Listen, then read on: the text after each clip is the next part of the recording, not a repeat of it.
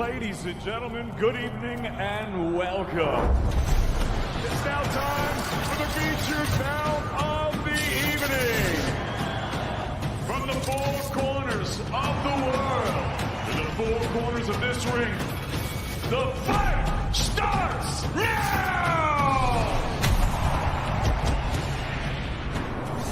This is something that comes along every now and then in generation, and it's special. And there's no hype. I'm telling you, it's special. No respect to this guy. Let's go. Now he's got that fire on his side. You better believe it now. That was something special. Sandor gets the win. 20 round strong team victory. It is over. For a professional record, a perfect one. Remember, capture the body. Great finish from a great finisher. It was Lamb versus Lion. And still the undisputed champion of the world.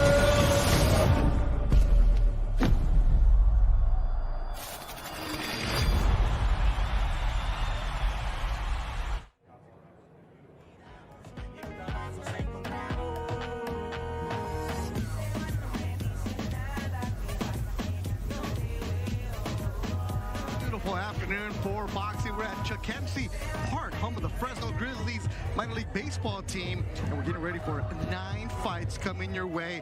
This is Before the Bell, brought to you by Matchroom Boxing. I'm Beth Duran alongside Chris Algieri. Chris, it's toasty in the 80s right now. A beautiful day for boxing, especially in October. Yeah, every day is a beautiful day for boxing, if you ask me. It really does. The main event tonight, Mikey Garcia taking on the Spaniard Sandor Martin. And you look at this, you're like, okay, where's Mikey been?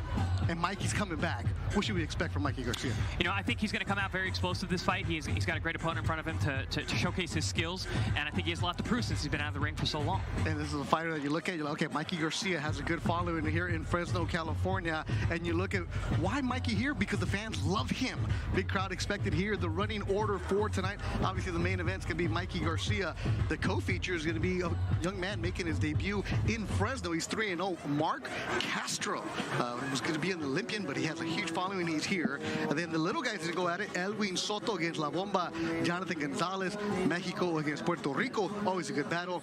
Then Jesse Bam Rodriguez, Jose Burgos will be wrapping it up. They weigh 109 pounds, and opening up the DAZN feed will be Brock Jarvis against Alejandro Frias. For us here on Before the Bell, our first fight is going to have Oscar Perez from Houston, Texas. He's taking on Mexico's Raimundo Rios. Charlie Sheehy, who you know very well, Chris. He's from San Francisco, another one with a big following who had Olympic aspirations. Then Nikita Ababe from Brooklyn, New York, taking on veteran Sonny Duberson, which I think could be stealing some highlights. But the one I'm really looking forward to, a young man, 20 years old from South Central California, Diego Pacheco. He's 6'4", and he weighs 165 tonight. Pacheco, you called a couple of his fights. You're really high on him. Very high on him. For someone who's 6'4", to be as athletic as he is, really gives him a lot of upside. And I'm really excited to see how much he can progress coming in tonight.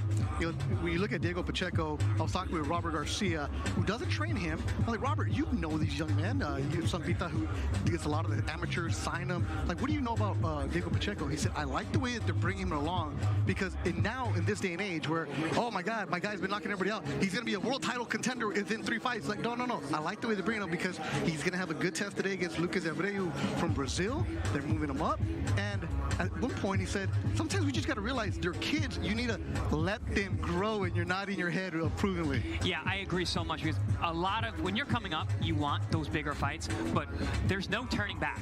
Once you get to that level, it's all up from there. So taking them slow is a really good idea to make these guys into the champions that they're going to be one day. And before we move on, and Montana Love's going to join us pretty soon, I like the main card tonight. Mark Castro, another fighter that you know, yes, had huge amateur background. Mark the boxer, left him here in Fresno, goes to Fresno State. Another fighter where they want to move fast, but you have to be careful at the same time, right? Yeah, absolutely. He only has 3 fights. This is only his 4th fight. He's fighting in his hometown, so there's that extra added pressure. I'm no stranger to fighting in my hometown. I spent majority of my early career in my hometown. There's extra pressure. There's people calling you. There's ticket sales. There's this. There's that. You always want to show out. So I would like to see how Mark Castro's going to deal with that extra added pressure this early in his career. And in this day and age of social media. The kids now have their own logos when they're 8 years old, and they have their branding. I like Mark Castro's attitude. That'll be good. He'll be the feature later on tonight as we work towards our way of Mikey Garcia in the main event. So we're going to have a good amount of people here, good celebrities, going to have some good fighters. Devin Haney expected to be in attendance, but also in attendance is Matchroom's new signee, Montana Love. He's going to join before the bell in a few minutes.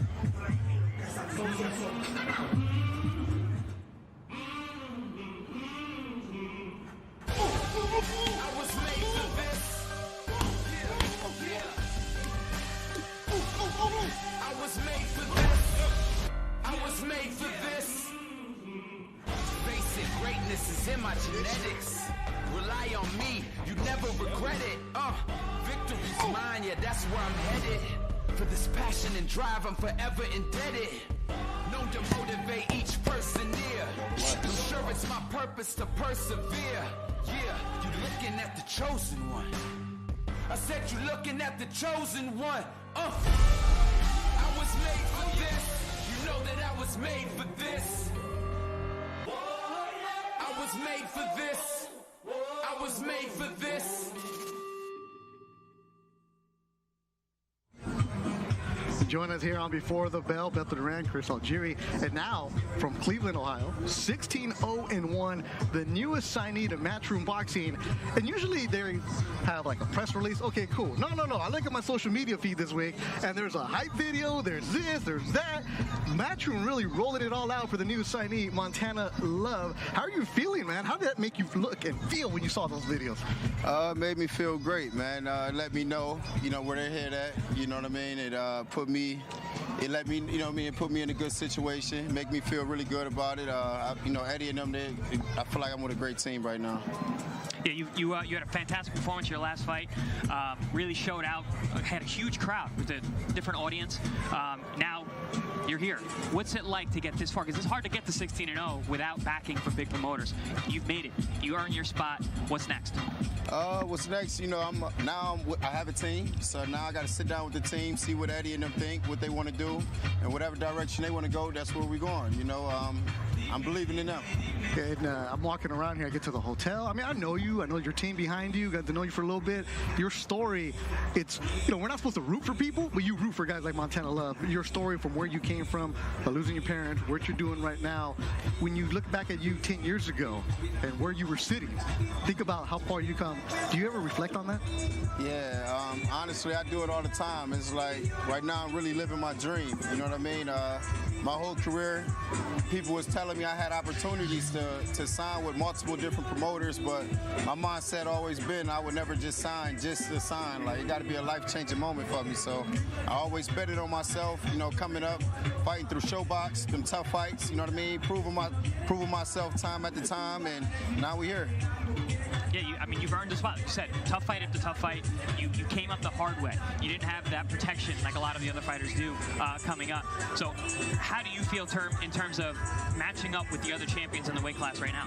I feel great about it, Honestly, I feel like I'm ready, man. I'd have been through everything, you know what I mean? I'd have been through a storm. So now I feel like the sun is finally shining on me, and we're going to continue to work hard, continue to grow, continue to get better and better and better. And, we'll definitely be champions soon. That's what it's all about, man. Getting better and better. Now, tonight, though, before you get out of here, you're here early, which means you're a fight fan, bro. Like, we still got 9 fights coming your way. Yeah. What are you looking forward to?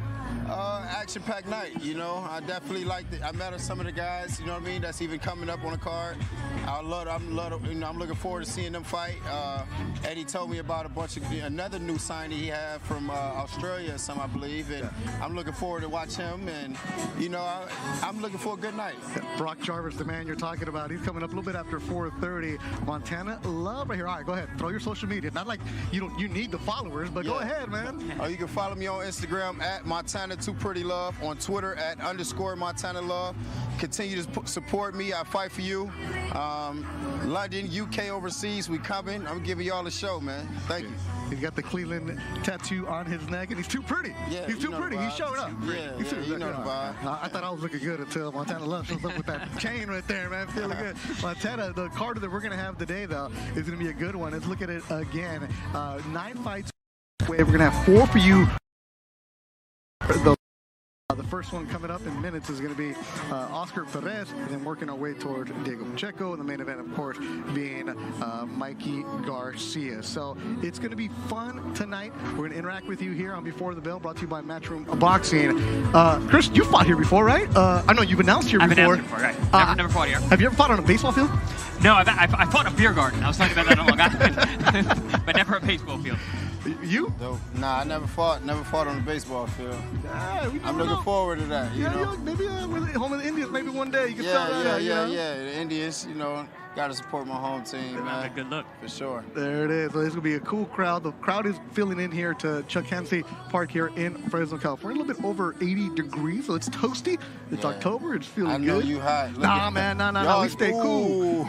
This is Miami cool right here. Hey, y'all got to have the ice pack in there. I'm just staying man. cool. I ain't lying, Try not to move too much. a little hot. Yeah, it is. But when you love what you do, it's never a problem, man. No problem, yeah. It's one of the things that when you're a fighter, you coming out here, you got to realize, like, hey, this is good, right? A chance to fight, because for a whole year there were no fights. Right. So being back is so important. We get to do what we love, like you said, champ. It's what it's all about. Yeah. All right, 9 fights coming your way total here, brought to you by Matchroom Boxing. Let's look at the card. Montana Love, appreciate you stopping by, and he's going to be in the crowd now, watching it as a fan for the first time. So let's look at the card that we got coming your way tonight. Of course, here on Before the Bell, we're going to have 4 fights for you.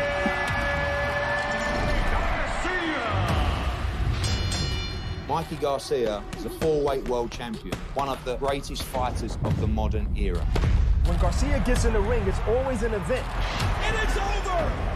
European super lightweight champion, Sandor Martin. Sandor Martin. People might not know who he is, but he's a hell of a fighter. He's a good boxer. He is a southpaw. Ask any fighter, when they're fighting a southpaw, that's going to present a challenge. A tune-up fight for Garcia, or an announcement to the world for Martin. The real deal strikes again!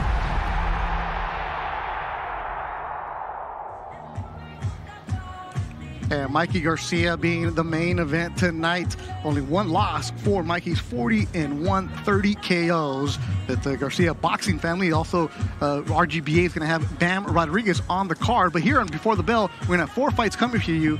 And there's one that I think could steal the show.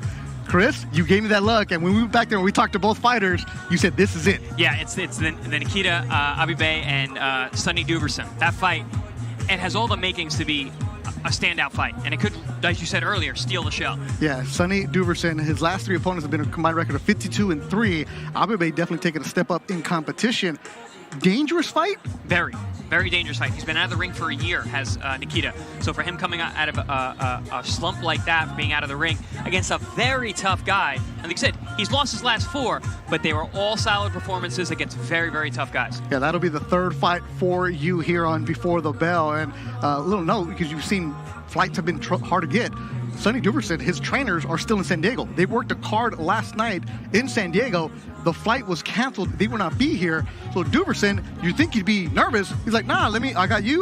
What's up? We got a corner. We got a corner now. Let's go. He was cool as a cucumber. Yeah. And that just shows you the experience that he has and why this is such a step-up fight for Nikita. That'll be a good one. Of course, the first fight, Oscar Perez. Then after that, Charlie Sheehy from San Francisco.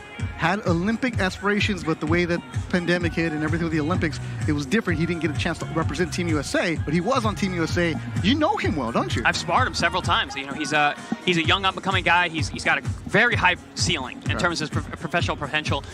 Looking forward to seeing him make his pro debut tonight, but he's not in easy.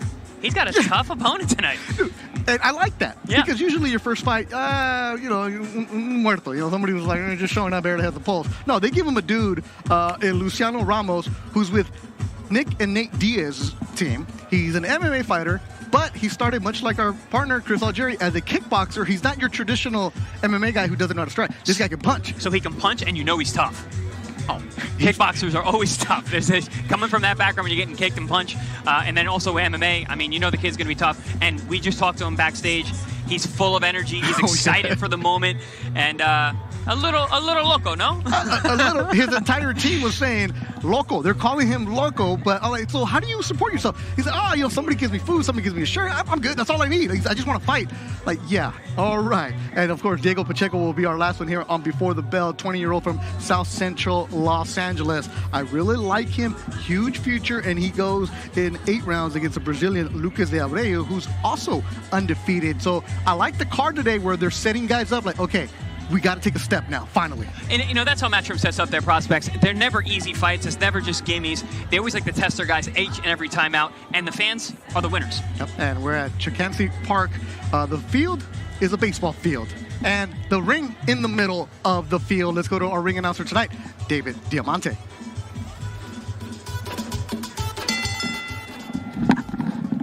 Ladies and gentlemen, good afternoon and welcome to Chilcancy Park here in the agricultural capital of the world, Fresno, California, USA, for an incredible night of world-class professional boxing live on Dazn. We begin tonight with a 4-round lightweight affair set to make his ring walk. Please welcome Raimundo Rios Cardiel.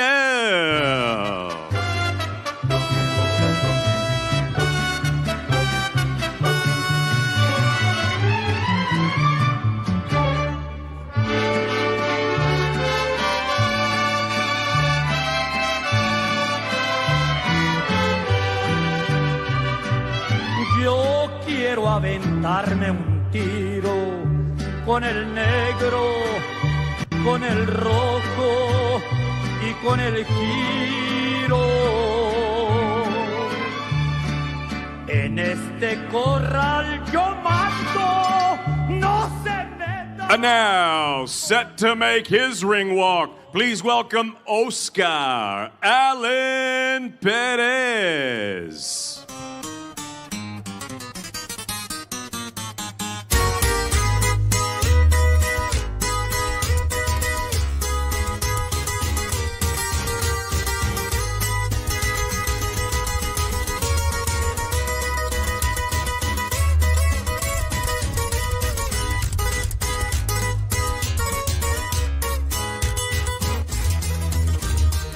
Este es un juego en el cual no me gustaría perder. Entre más arriba llegan, más te quieren ver caer. Me tratan de poco humilde por andar bien vestido. Para mí humilde siempre ser el mismo. El tiempo es el único que te dice quién es quién. Ahora no te quieras acercar, así estoy bien. Piensan que por sus palabras aquí todo dejar. Esto apenas va comenzando, yo ya no pararé. Este sueño yo lo... Ladies and gentlemen, once again, good afternoon and welcome to Chilcancy Park here in the agricultural capital of the world, Fresno, California, USA, for an incredible night of world-class professional boxing. We are live on Dazn, and it's all being brought to you courtesy of Mr. Eddie Hearn of Matchroom Boxing. We're sponsored by Bet Online, AutoZone, and JD Sports. All of tonight's bouts are sanctioned under the auspices of the California State Athletic Commission, the Commissioner, John Carvelli, the Executive Officer, Mr. Andy Foster. Introducing your 3 judges scoring this first contest from ringside, all from the state of California. Rudy Barragan, Steve Morrow, and Fernando Villarreal. And at the sound of the bell, your third man in the ring from California, referee Raul Caiz Sr. And now, ladies and gentlemen, 4 rounds of boxing scheduled in the lightweight division. Introducing first, fighting out of the red corner, wearing the red trunks with the gold lettering. He scaled 139.6 pounds. His professional record, 3 victories, 6 defeats, 2 draws, all 3 of his wins coming by way of knockout. Presentando de Gómez Palacio, Durango, Mexico, Raimundo Rios Cardiel. And his opponent across the ring, fighting out of the blue corner. He wears the white and green trim.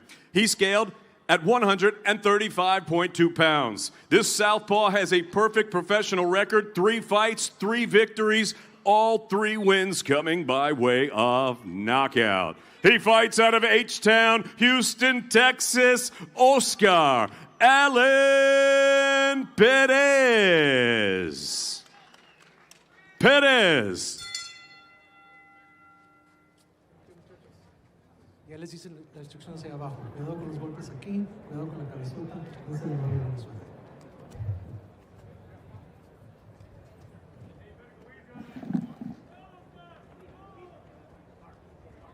Alongside Chris Algieri and you, thank you for joining us live from Fresno, California. The man we're looking for, Allen Perez. Oscar Allen Perez. He's in the white trunks, trained by Danny Garcia in Ventura. He's actually from Houston, Texas, 21 years old. Raimundo Rios in the red trunks, nicknamed Russo because he said that he had blonde hair and said that kids would call him, yeah, you look like you're a character from Rocky. You're the Russian, so you're the Russian. So that's the nickname Russo. He's now in Denver, Colorado. This is his first fight in the United States, a record of 3-6-2. Allen Perez, El Chato is the nickname. He's a southpaw. But Chris, he's normally right-handed, everything else. They made him a southpaw when he started boxing. Yeah, he said that in the back. He's actually a converted right-hander, so you're going to look to see for that lead hand. Oscar De La Hoya was a converted lefty who turned righty, which is why he has such a great left hook and left jab. This was scheduled for 4 rounds. Perez started boxing at the age of 15 because his brother said, hey, we're not doing anything. Let's just go to the gym. So they were both there. Not like he was in trouble or anything. They just needed something to do. And his brother stopped boxing. Perez now here as a professional. He said, I found boxing and I found something to do. It motivated me and I'm all about it. In 2-year span, I had over 100 amateur fights. So he made up for lost time quick.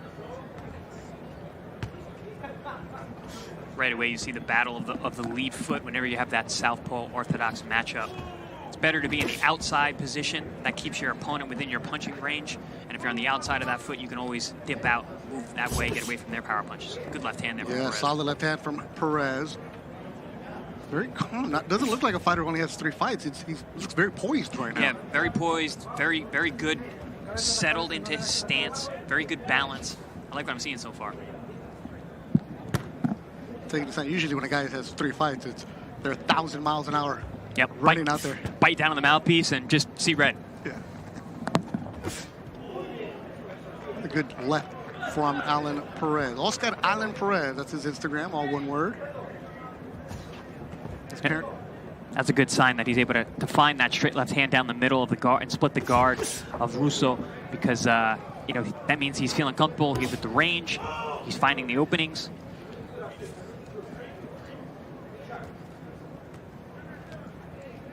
Perez in the white. Rios, the veteran, he's got the busted nose, and now it's red already. He's pawing at that nose.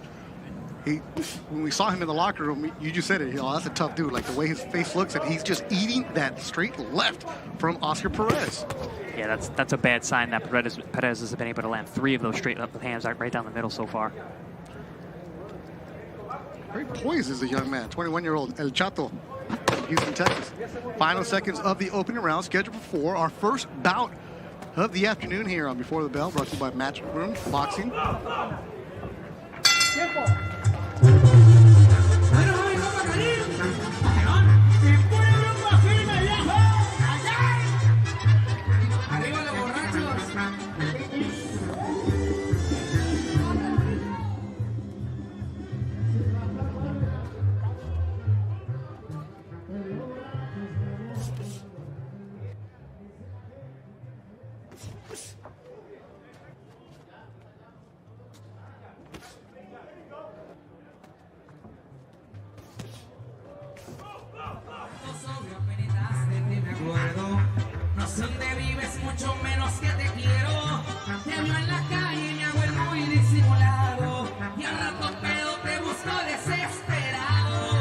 Grupo Firme jamming here in Fresno. Good crowd coming through. Expected a big crowd tonight. The main event, Mikey Garcia against Sandor Martin. Fresno comes out for boxing. Yeah, they do. You were here for Jamel Herring, right? I was here for Jamel Herring, yes. Raucous crowd that night as well. Our opening bout after this is going to be Charlie Sheehy making his pro debut. Then Nikita Ababe and Diego Pacheco. You know, Beto, I really like what I'm seeing from Perez so far. As you said in the first round, very poised, picking his spots, settling down, finding his range. He's also stepping up in competition. This is the most experienced fighter that he's gone up against. And Rios, who has 11 fights. And Rios looks big, too. Yep. Looks big for the weight class. Definitely bigger than Perez. He was really excited that his fight was going to be broadcast. It was Rios. It's like, oh, what's the sign? I was like, Matchroom's YouTube. Okay. I saw him at the hotel. He's like, it's my first fight in the United States. I want people to watch it. I'm like, here you go, Raimundo Rios. And he's eating left hands from Oscar Perez. Yeah, he's in tough for his first fight on American soil. Perez also worked with Raul Marquez, former fighter. Wow. U.S. Olympian in 1992 down in the Houston area. And now it's just him and his dad, and also now Danny Garcia, they picked him up. So he lives in Houston, and then he'll go to Ventura when he has a fight the last 3 weeks of the final to tune up in the final rounds of sparring. I was like, well, why that? He's like, well, I don't have any money to do a full camp somewhere. I'm like, yeah, you're right. Yep, I've been there. I did that a lot when I was coming up. You know, I would train on Long Island, and then when it was time to finish up camp, I go to Las Vegas, I go to California, I go to Oxnard. Yeah, he and Danny Garcia, they got together because they called him. They said, hey, I like your style of training. I want to come with you. So he came out to Ventura, and Danny said, you're not ready to turn pro. Give yourself another year, more amateurs, more seasoning, and come back. And, you know, a lot of times you tell somebody to an amateur like that, they're going to be like, forget you then. I'm going to go find a different trainer. Stuck with it, got the plan, had more fights, and then he turned pro last year. I love that advice. Ooh, what right hand by Perez. He's hurt. Oh, he got him wobbling here in the second round. Perez still trying to get his legs back. Eats a left and right. Beautiful two-punch combination, puts Russo down. Kaye Sr. counting. Russo gets up. Oh, but he was stung before that, and then he ate a good 1-2 combo here in the second round. Right, let's see how his legs recovered. Perez stalking. Right hook. Gets him in the corner. Russo just fighting back on instinct. Loading up is Oscar Perez. And I like how Perez is not getting away from what got him there. He's still using the feints. He's still walking in with his hands up high. He's being defensively aware, even though he's looking for the finish. Russo trying to survive the second round, eating big shots. Answers with a hook of his own. That'll do it for the second.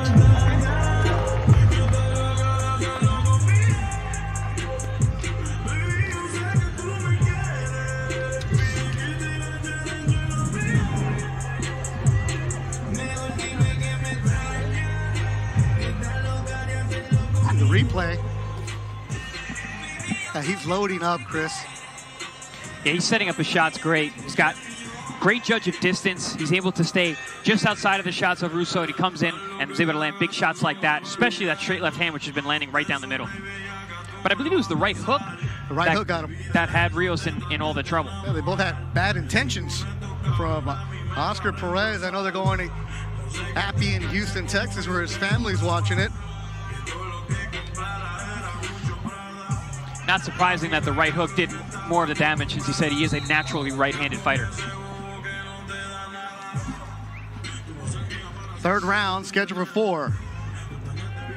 Perez, family of 5. His brother Eric said that the best fighter in the family is their younger sister Jocelyn, who's a top-rated amateur. So shout out to Jocelyn. And Oscar admitted, like, yeah, she's good. Because she spars all the boys, he said. Right now they're watching their brother do well against Russo Rios. That's another thing about the poise here. You drop somebody, he's making sure that he's not rushing in. That's a great sign, isn't it, Chris? Absolutely. I really like what I'm seeing from him, showing class and experience way beyond his fight experience and his years. He's 21 years old. Because normally you drop somebody like that, it's like, oh, let me pounce. And bombs away. Oh, good straight left hand again. That left has been there since the opening bell for Oscar Perez. Rios just has no answer for that. Well, Rios breathing deep with that body shot. That's such a dangerous punch. That rear hand uppercut hook from a southpaw goes right to the liver.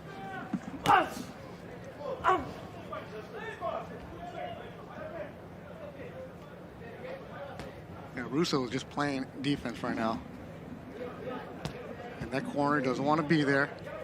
Just pawing, not even throwing a jab, is Rios in red. Yeah, Rios, I think he's still stuck in wind from that body shot. Yep. Mouth wide open, eats another left.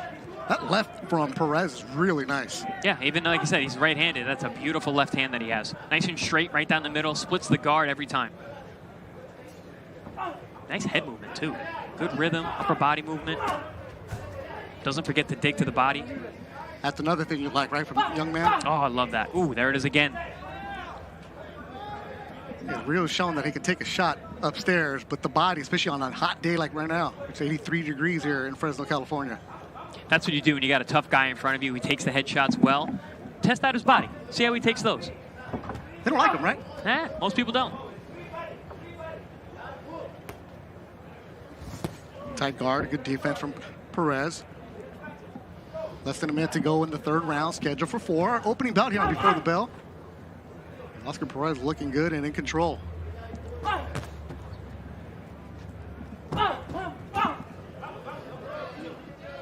I would like to see Perez step on the gas a little bit here. Right. You know, he's running out of time. It's only a 4-rounder. He had his man hurt. He's being a little too cautious. Little too cautious.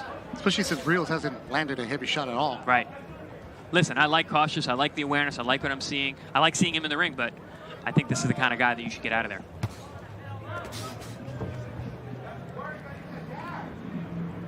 Solid round for Oscar Perez. Oh! That's what you're looking for, right, Chris? Oh, yeah, there it is. Russo's leads are wobbly, oh! And he gets countered with the right by Rios. Good hard shot by Rios. He's still game. That'll do it for 3. Rios is showing that heart. Yeah, oh no, he's in there. He knows. I'm 3-6-2. I'm here to fight. I'm here to scrap.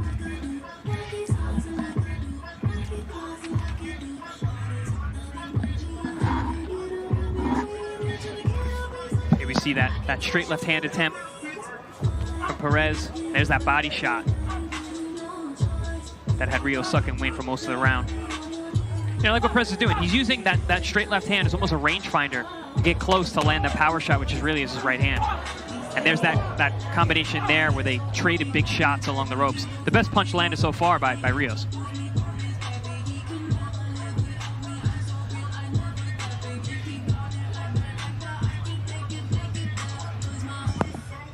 Thank you for joining us on B for the bell on Matchroom Boxing. Main event tonight, Mikey Garcia. But right now, if you join us, you're watching Oscar Perez and Rios. And final round. All right, so if you're Perez's trainer, what do you tell him, Chris Algieri? He dropped him twice in the second. I think he needs to keep doing what he's doing. Stay aware, because he did get hit with a big shot at the end of the round. But he should be looking to break this guy down. Body, head, stay consistent. He's only got 3 minutes left to get that guy out of there. So push the action, push the pace. All right, body, head from Chris Algieri. That's what you want to see. Young guys don't ever listen, right? When you tell them to go to the body? It depends. I mean, the thing about going to the body is it puts you at risk, because you have to lower your guard, put your head on the line. You need to really commit to body punching, and a lot of times young guys aren't that sure of themselves yet. Well, he's found a home with that left, that straight left from Oscar Perez. Been landing early and often. The young man. He's doing everything right. 3-0, all KOs for Oscar Perez. Will he be able to get his 4th here in the 4th and final round? See, a situation like that, he's got Rios reaching, falling off balance. That's where those counters should be coming in. I think if he starts up high to the head and then finishes down low to the body, he might be able to get the stoppage here. Snaps that shot, doesn't he? Yeah, very, very explosive with both hands. He's a great two-handed puncher. Looking good here, the young man from Houston, Texas. Rios is just that typical tough Mexican fighter from Gomez Palacio, Mexico, where they're going to be game, and they're going to be there, and they're going to be in front of you. And you realize, my goodness, this guy takes it all. And if you give them an opportunity, they will try to win. They will try to knock you out, and you see that with Rios. He is throwing some big bombs in the middle. Yeah, that's all he's got left. Desperation shot from Rios.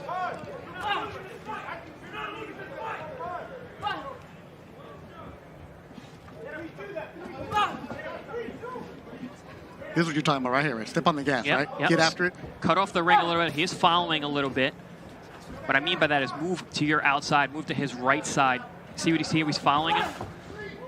Right in the sternum, landed by Perez. Less than a minute to go in the fight. Good jab there by Perez.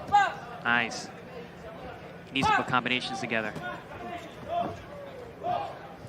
Yeah, see, he's following him. If he sidesteps with him, he'll cut off the ring that much quicker, put that much more body pressure, and still stay in range to be able to strike. It's the voice of Chris Algieri. Like what he sees from Oscar Perez here on our opening bout before the bell on Matchroom Boxing. Yeah, it's like he let him off the hook, didn't he? Yeah. He had a few opportunities that he could have put some more hurt on Rios, but all in all, I mean, he looks super sharp. Made very few mistakes tonight.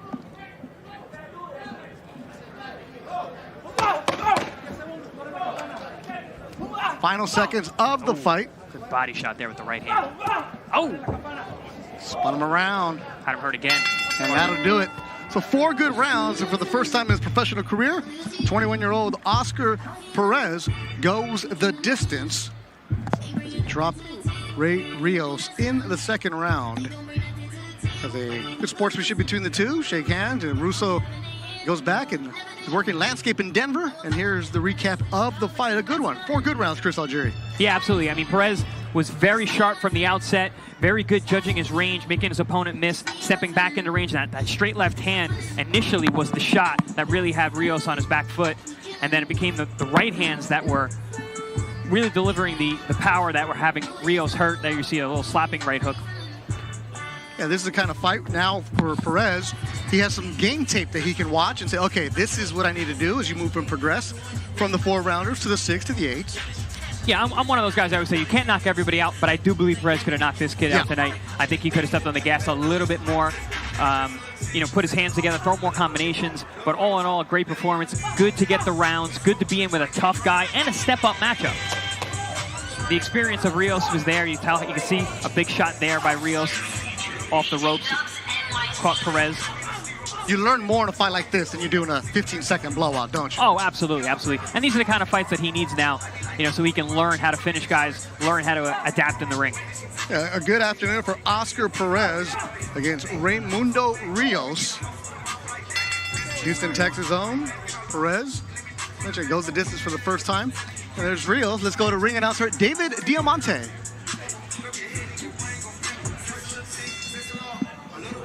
Ladies and gentlemen, if we get a nice round of applause out here, please, for both fighters.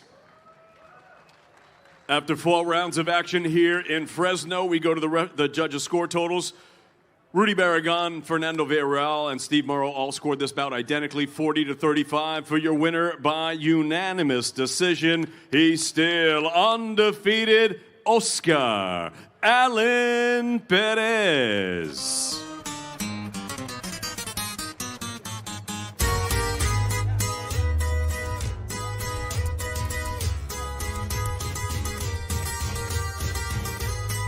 That kid where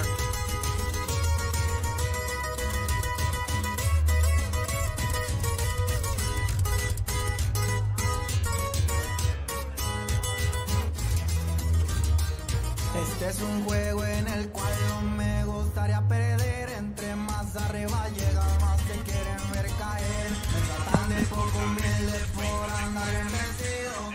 Para mí all right. Chukchansi Field, home of the Fresno Grizzlies, minor league baseball team. So the ring is set up right near the pitcher's mound. So usually the pitchers are throwing heat. Tonight, the fighters are going to be throwing heat. The main event tonight is going to be Mikey Garcia against Sandor Martin. Thanks for joining us on Before the Bell. Brought to you by Matchroom Boxing, Beth Duran, and Chris Algieri. If you want to tweet us, we'll interact with you. I'm at Duran Sports. Chris, your Twitter? At Chris Algieri. That's right. That's when you know you're big time, when you get your own name. That's how you do it. Next fight's going to be Charlie Sheehy making his pro debut from San Francisco, California. then Nikita Ababi against Sonny Duverson, then Diego Pacheco against Lucas Del Abreu, because I know a lot of people asking, hey, when's Nikita fighting? When's Diego fighting? And there you go. So stick with us here on Before the Bell. And then on the Dazn feed, you're going to see Brock Jarvis from Australia. I like him. 19-0, Kid's a stud. 17 KOs. And our next fight should be a good one, making his pro debut. Let's go to David Diamante to announce.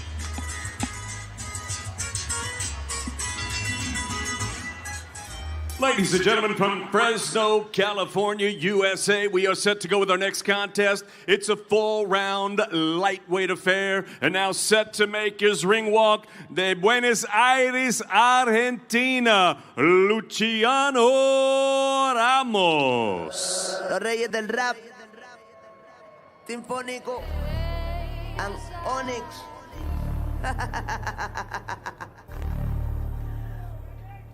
Oh, shit.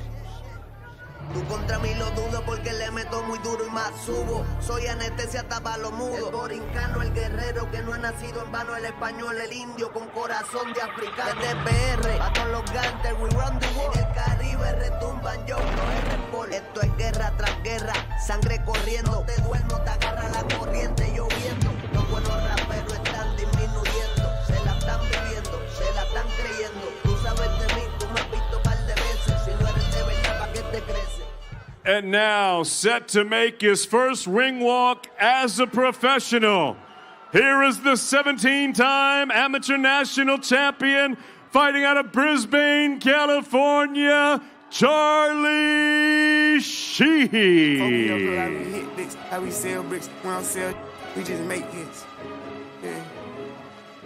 Tryna keep in my composure, never sober, never choking, always smoking dozy. If they getting over, got a month, coat me cause the kid the coldest. I ain't changed, I stay the same and maintain it. Safe to say the kid getting older. Forever gang, I'm never switching over. Made a lane and can't get over. I can't mess with rappers, they be bogus. Rather get a pack and keep it over. Big dripper, stand up in the ocean. Sheehy shirts in the crowd. Team Sheehy told me that he sold over 250 tickets today. Wow. Good for him. I got some rats and I want some more. Still got them cats in the hood, call it give and go. Keep it, man, in a figure phone. Let me. Ladies and gentlemen, once again from Fresno, California, live on Dazn, we are set to go with a special lightweight affair. And it's all being brought to you courtesy of Mr. Eddie Hearn of Matchroom Boxing. We are sponsored by Bet Online, AutoZone, and JD Sports. Introducing your three judges scoring this contest from ringside. From Nevada, Robert Bird. From California, Ralph McKnight. And also from California, Brian Tsukamoto. And at the sound of the bell, your third man in the ring from California, referee Marcos Rosales. And now, ladies and gentlemen, 4 rounds of boxing scheduled in the lightweight division. Introducing first, fighting out of the red corner, wearing the black with gold trim. He scaled 137.8 pounds. His professional record, no wins, 1 defeat. He fights out of Buenos Aires, Argentina. Introducing Luciano Ramos. And his opponent across the ring, fighting out of the blue corner. He wears the white trunks with the silver trim. He scaled at a ready 134.2 pounds. Tonight, he makes his much anticipated professional debut, fighting out of Brisbane, California. Here is the 17-time amateur national champion, Charlie Sheehy.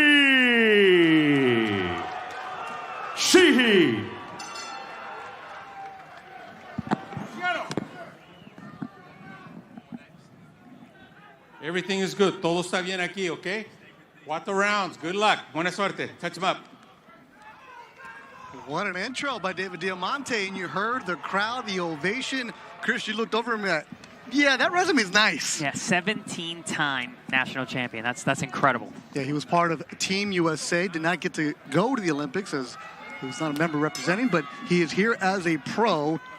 Charlie Sheehy making his debut in white against Luciano Ramos. Ramos, 26 years old, had his first pro boxing fight earlier this year in Miami. After that, he said, I'm going to go hang out with Nick and Nate Diaz. He drove to Stockton. It took him a week. And here he is taking on a kid in Charlie Sheehy with a huge resume, pedigree. And Sheehy jumping on the gas right away. Yeah, right away you see Sheehy coming out, pumping that left jab. And I like what he's doing already. Not something you normally see from amateurs, is he's going down to the body. He dug to the guts a few times already, but he also did get hit with a big right hand from the Argentinian. Started boxing at Fire in the Ring boxing gym in San Francisco to Sheehy. You see Ramos with that peekaboo style, just putting those gloves high, ear muffing up, walking forward, putting a lot of physical pressure on the pro debuter, Charlie Sheehy. Sheehy looked poised. And they thought about turning pro a couple years ago, but they decided not to. Get more amateur, going to the Olympics, that kind of stuff. And, you know, when you relax a little bit like that and you let the development happen, you let the muscles come in through, Chris, you see a much more fighter like we are seeing right now in Charlie Sheehy. Absolutely. You give more time for the young man to mature, get physically strong, grow into his body. But also, what's the rush? I mean, a loss early in your career really, really can set you back. So taking some extra time in the amateurs, I think, is a smart move. Yeah, he also fought in Spain, Bulgaria, representing Team USA all over the world. So nothing phases this young man. Yesterday at the weigh-in, Luciano was trying to get in his face, trying to talk, trying to bark, and looked at him like, and? I cannot say enough how much that international amateur experience and pedigree carries over into the pros. I didn't have any of that. I had to learn the job. I was a bit of a jobber early on. But these guys with these big amateur backgrounds, you know, they have such a high ceiling on their potential.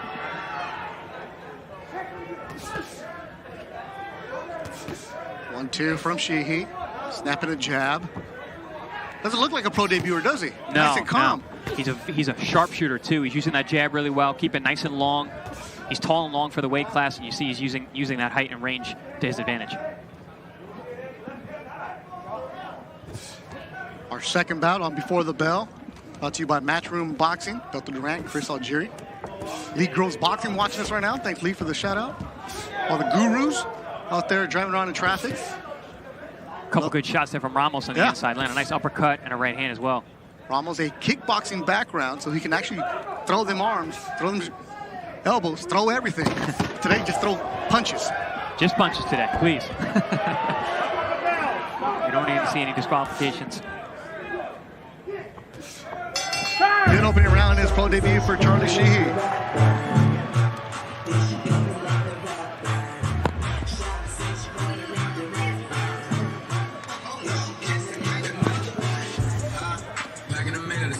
Early on, it was all Sheehy throwing the jab, staying nice and long with the 1-2s. You see that international amateur boxing style, that in and out, digs to the body there, which I said you don't normally see with a lot of amateur guys, especially people in their pro debut. So that shows you the pedigree that he has coming from the amateurs. Got caught with a couple shots there. Ramos on the inside, firing back on the inside. But for the most part, Sheehy was in control using the jab.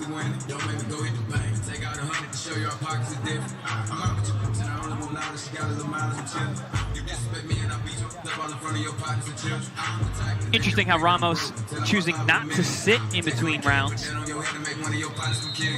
Nothing surprising about that. I'm telling you. His teammates are calling him local. Yeah, he's local. Yeah, we got that vibe right away from talking to him in the yes, back. we did. Mentioned that Sheehy started boxing at an after-school program called Fire in the Ring Boxing Gym, which was located to an old baseball field that, you talk about nitty-gritty, that did not have a full-size ring. So fighting in a regulation-sized ring like this, they had a lot of space, a lot of movement. So you had to work in that gym, basically a phone booth, for those who know what a phone booth is. And he learned how to fight inside. He loved it. Looks up to Andre Ward from the Bay Area, who won the Olympic gold. One of the best fighters in recent generation. In our recent generation is Andre Ward. Olympic gold medalist, undefeated, 2-division world champion. First ballot Hall of Famer.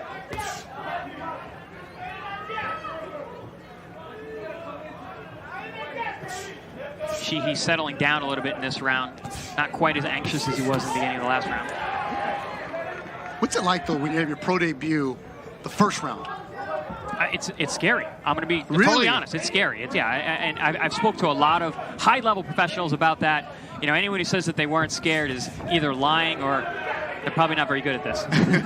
because those nerves are important. That fire is important. You got to get that feeling in your guts, because that's what keeps you sharp and ready. Yeah, it's one thing to fight all over the world and as an amateur, but legit pro fight, like it's got to be a different feeling. You imagine, it's scary. You take that headgear off, you put those small gloves on, and the fight is a fight now. It's not about scoring points. Boxing is the hurt business, especially in the pros. That's a great point. It's not about scoring points anymore. Charlie Sheehy looking good. I like his style. Ooh. Oh, big right hand there from Ramos and a left hand. Ramos is getting comfortable himself. Yeah, he didn't do a whole lot in the first round. He did land some counters. Like I said, that peekaboo style, but just not being very busy. Ramos trains jiu-jitsu. He's a purple belt, they said. Also fights Muay Thai. They said he'll fight anybody, anywhere, and anything. He just loves to compete. Some people are just fighters. Yep. And you get that vibe from Ramos. Oh, yeah. Less than a minute to go in the second round. Scheduled for 4, the pro debut of Charlie Sheehy. Brisbane, California, in the Bay Area. Moving around, looking good in the white. Good combination from Sheehy. Nice 4-punch combination there. 1-2, 1-2. Seen a little more head movement from Sheehy. He took a couple of those shots from Ramos early in the round. Ooh, good uppercut. Uppercut just missed. As Ramos is now every now and then switching southpaw to mix it up. Is he though, or is he falling off balance? I don't know if it's by design. No, when I asked him, I was like, will you do that? He's like, yeah. And you often see that with MMA fighters, kickboxers. Ooh, big swing and a miss. But then again, he told me that he could have just been telling me. Yeah. Well, something happened to Ramos. He's walking back into the corner. Uppercut from Sheehy. Body work from Sheehy. Ramos needs to get out of there, and he stays in the corner. He's telling him, come on, let's go. Loco, right? Loco. Yeah. Let me go in the corner and then just get hit without countering. Yeah, and I hope that Sheehy's corner is seeing what I just saw. Ramos, for defense along those ropes, really was just going up and down in front. He wasn't bending his knees. He was dipping forward. The uppercut would be a great weapon for Sheehy. Here we see some of the action from round number 2. Sheehy letting those hands go. Blistering combinations up top. Here he is walking Ramos into the corner. Ramos is throwing, but it seems a little too few and far between, even though he's landing.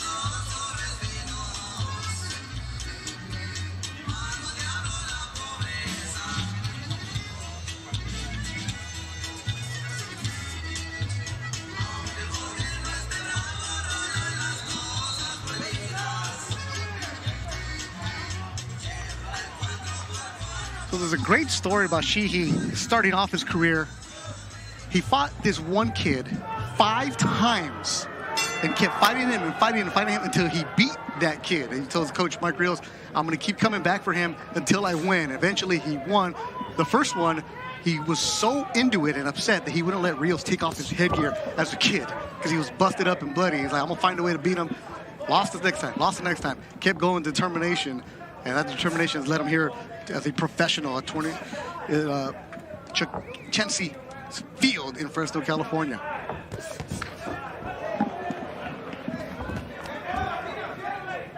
A little more action out of Ramos in the beginning of this round number 3, coming forward, letting his hands go a little bit more, putting a little more pressure.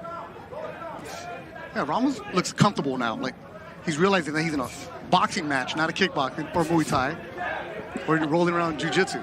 Also, I think he feels okay with the power of Sheehy. Doesn't feel like he's been hurt yet. Doesn't seem like he has.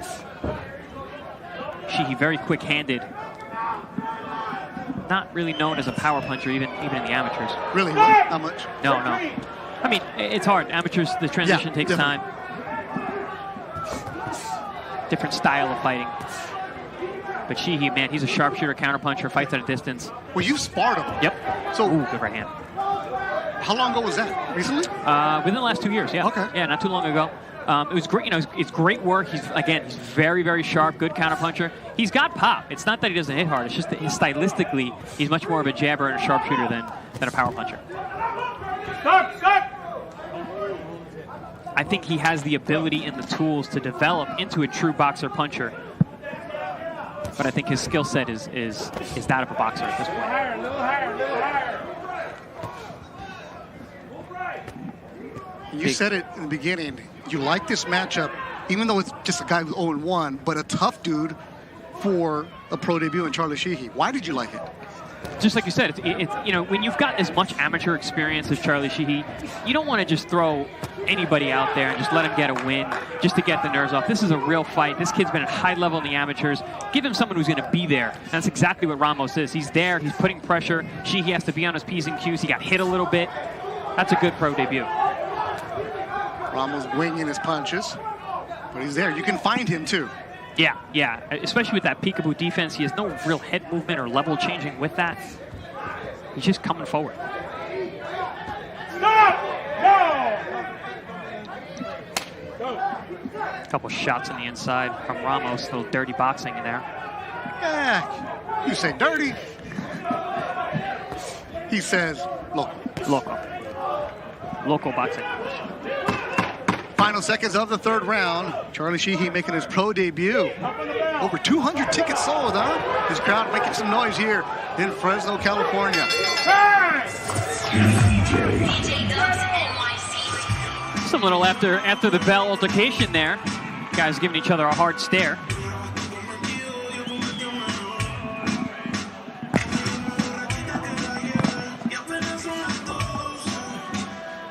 Some replays of that action from last round. More of the same from Sheehy, being very busy, getting hit very little, but using a good jab, good straight right hand, combination punching. There we saw Ramos, a little bit of an off-balance shot, catches Sheehy.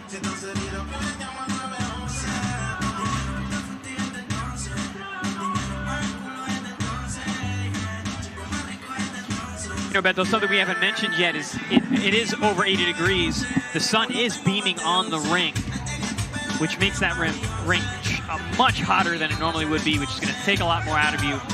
Definitely can test the conditioning fighting outside. This is the fourth and final round.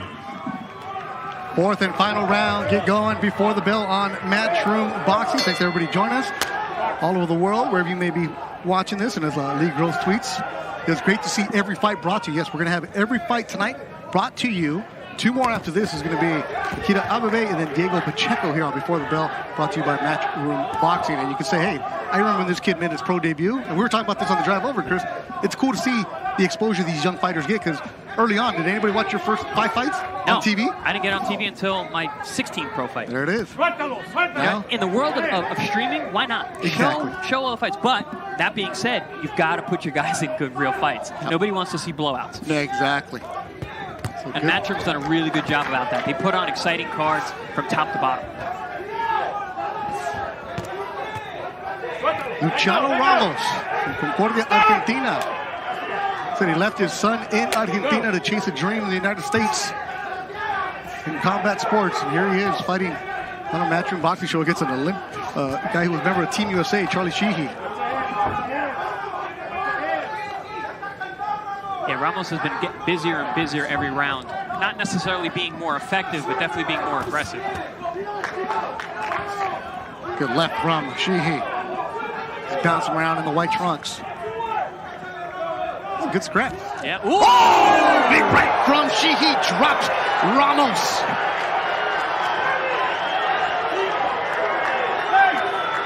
Wobbly legs here in the fourth round as Ramos with a big right hand drops the Argentinian. I told you Sheehy does have pop. Can he finish it? Uppercut. Oh, good body shot. Covering up his Argentinian. He's not throwing back, and that's it. He does it. So in his pro debut, Charlie Sheehy gets the stoppage in front of over 200 friends and family members here in Fresno. Great finishing instincts from the pro debut. That was impressive. And I'm glad he didn't make a liar out of me by saying he does have some pop. So yeah.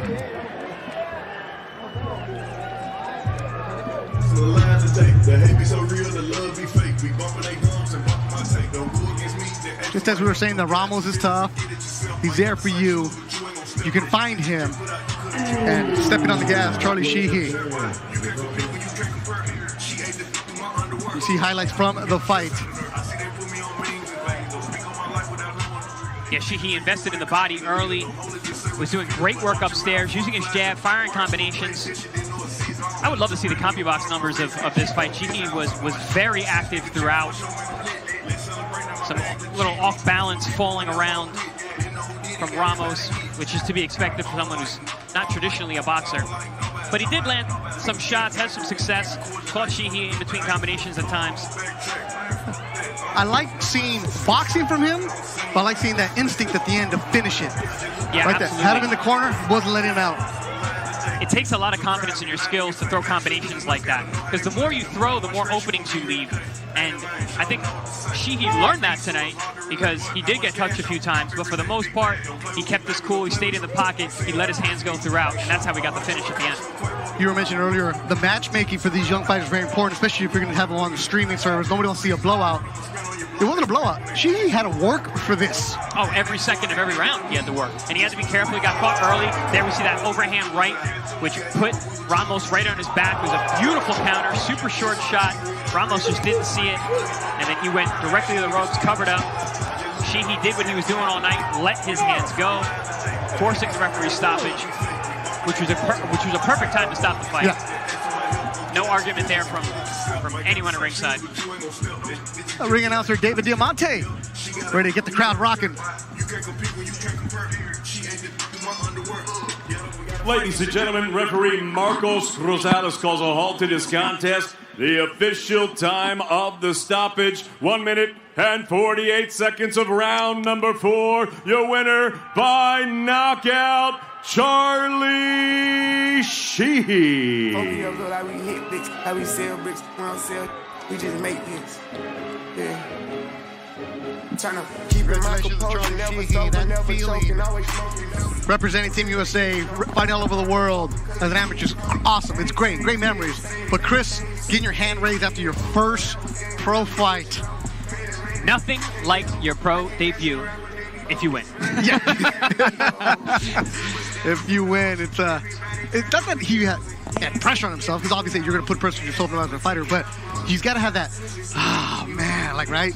That adrenaline rush, what's that feel like? Absolutely. And I mean, he's not in his hometown, but he had so many people here, it might feel like that. Yep. So that pressure is that much more elevated. And to see him step up to the plate, perform, get the stoppage the way he did, I think there's a bright future for Charlie Sheehy. Oh, definitely. I mean, he's here fighting as a professional. Charlie Sheehy with a big, bright future for the young man.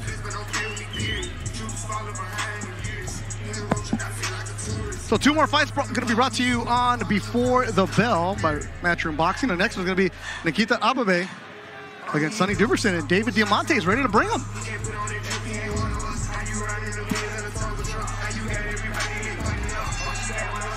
Ladies and gentlemen, from Fresno, California, we are set to go with our next contest. It's an 8-round middleweight affair. And now set to make his ring walk from Miami, Florida, Sonny Primetime Duverson.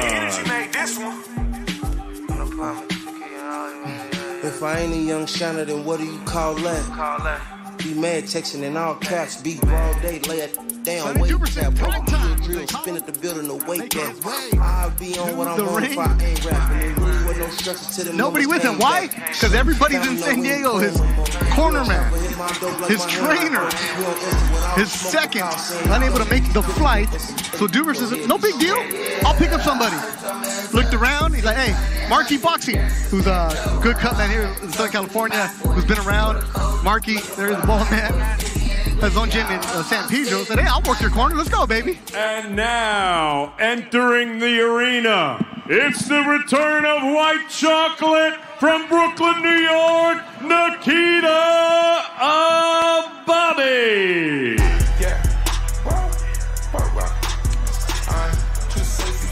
Nikita Ababe.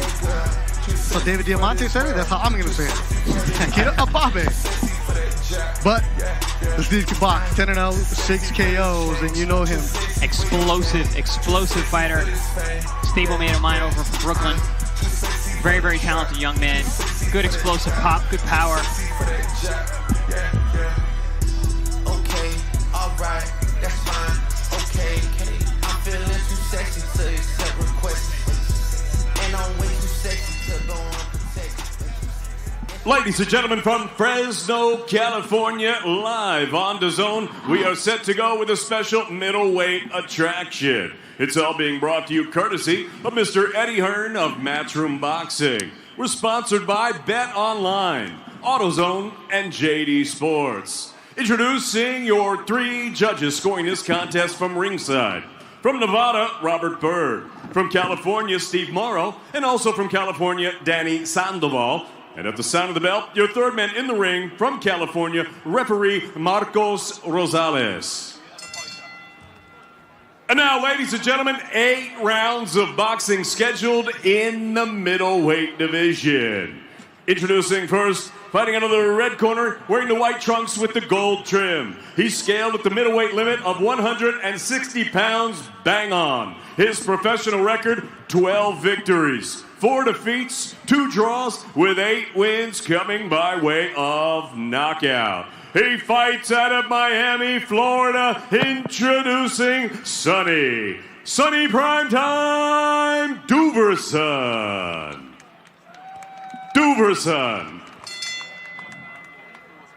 And his opponent across the ring fighting out of the blue corner. He wears the white trunks with the black and silver trim. He's scaled at already 159.2 pounds. His professional record, absolutely perfect. 10 fights, 10 victories, 6 of them coming by way of knockout. He fights out of Brooklyn, New York. Ladies and gentlemen, Nikita, the White Chocolate of Bobby. Bobby.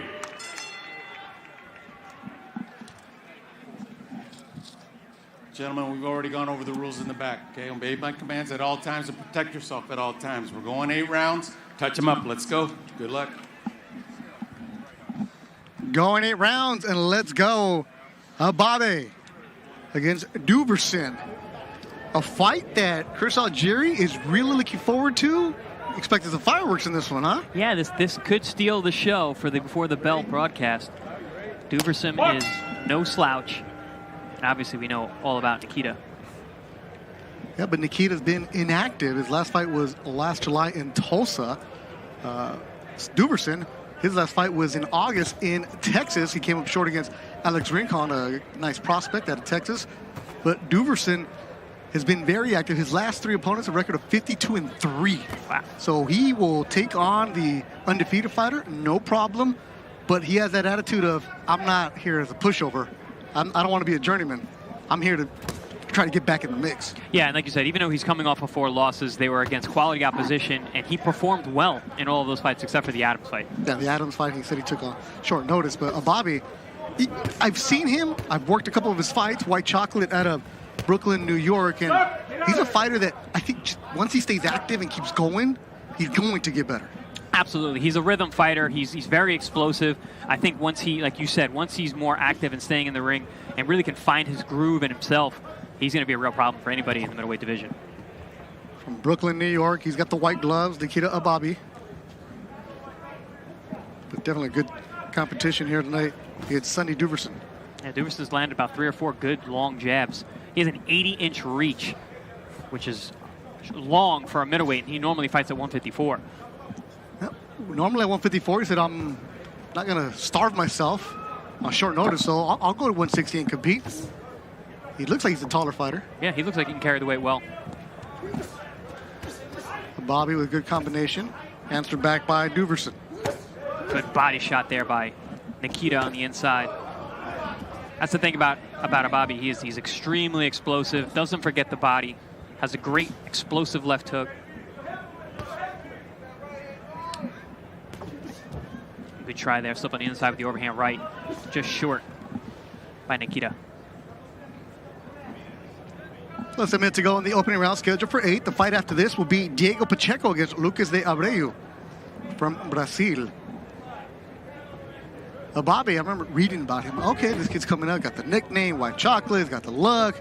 He fought on the YouTuber show and everything else. Okay, then you talk to him, he's like, I'm not that guy, I'm a boxer. Yes.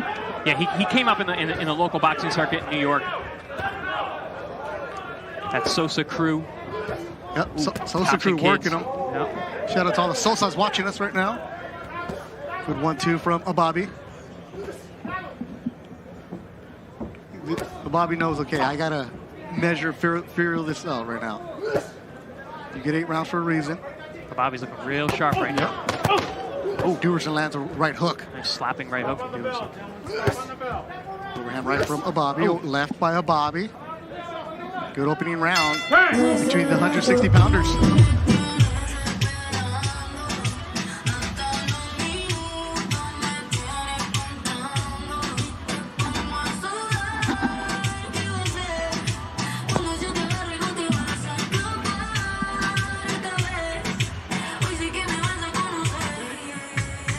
See that overhand right from Bobby trying to come over the top of that long jab from Duverson.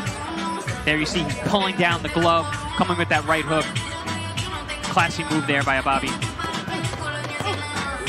There was that good right hand that Duverson landed toward the end of the round. And there you see Mikey boxing on the right. Works a lot of fighters in Southern California. More of a cut man is Mikey, but he's a good trainer also. Has his own gym in San Pedro. And these two met 2 hours ago. And here we are. And here they are. Marky was supposed to be the cut man for this one. And I was like, so Marky, what's going to be a strategy? Look, he and his team have their own plan. They've talked to the trainer.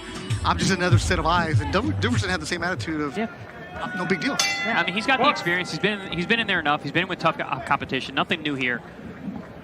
But he also admitted a few years ago he would have been freaking out a little bit. Nah, he seemed cool, calm, and collected in the back. Yeah, he is. There's that overhand right again from Nikita Bobby. I like that from Nikita, the way he's throwing it. It's good. He's got a guy with a long jab who popped him with a few in the opening round, so start to counter that so he doesn't feel so free to just throw it. So you mentioned Bobby, you know him from the club scene in New York. Yep. Sosa boxing with him. What's the word on him in New York? White chocolate, because he's smooth and he's sweet and he can punch. He's got it all. He's got the look of a YouTuber, but he can fight for real. Yeah, living on the West Coast, you hear about him, but then you're like, okay, what is it? Especially to come up through the club scene in New York, that's a different animal too. Oh yeah, no, he's right, but he's apt in saying that. Listen, I'm a boxer first. Sonny Duverson. The key is to not get caught up in that, even if you do find it late. Yeah. Stick to what got you here, kid. Keep the main thing. Good overhand right from Bobby again.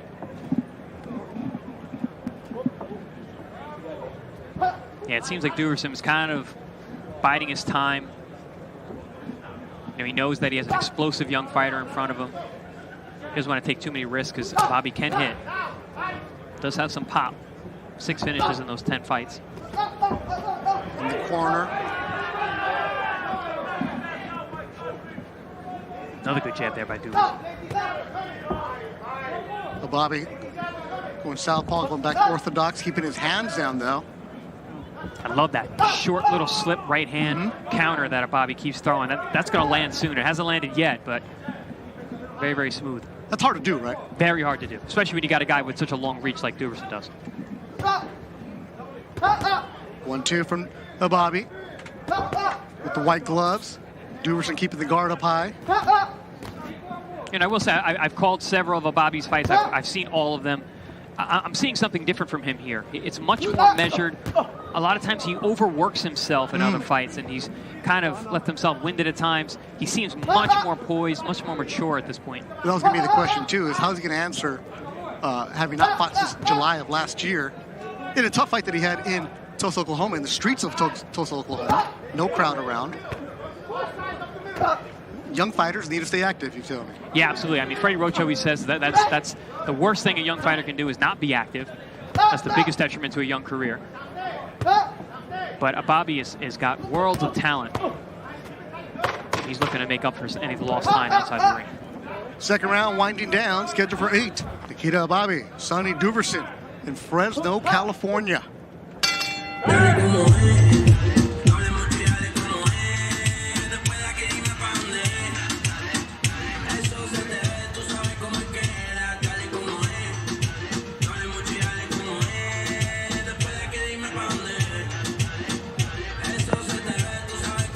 Talked about that jab of Duverson. He's been able to land that pretty regularly on the undefeated Ababi.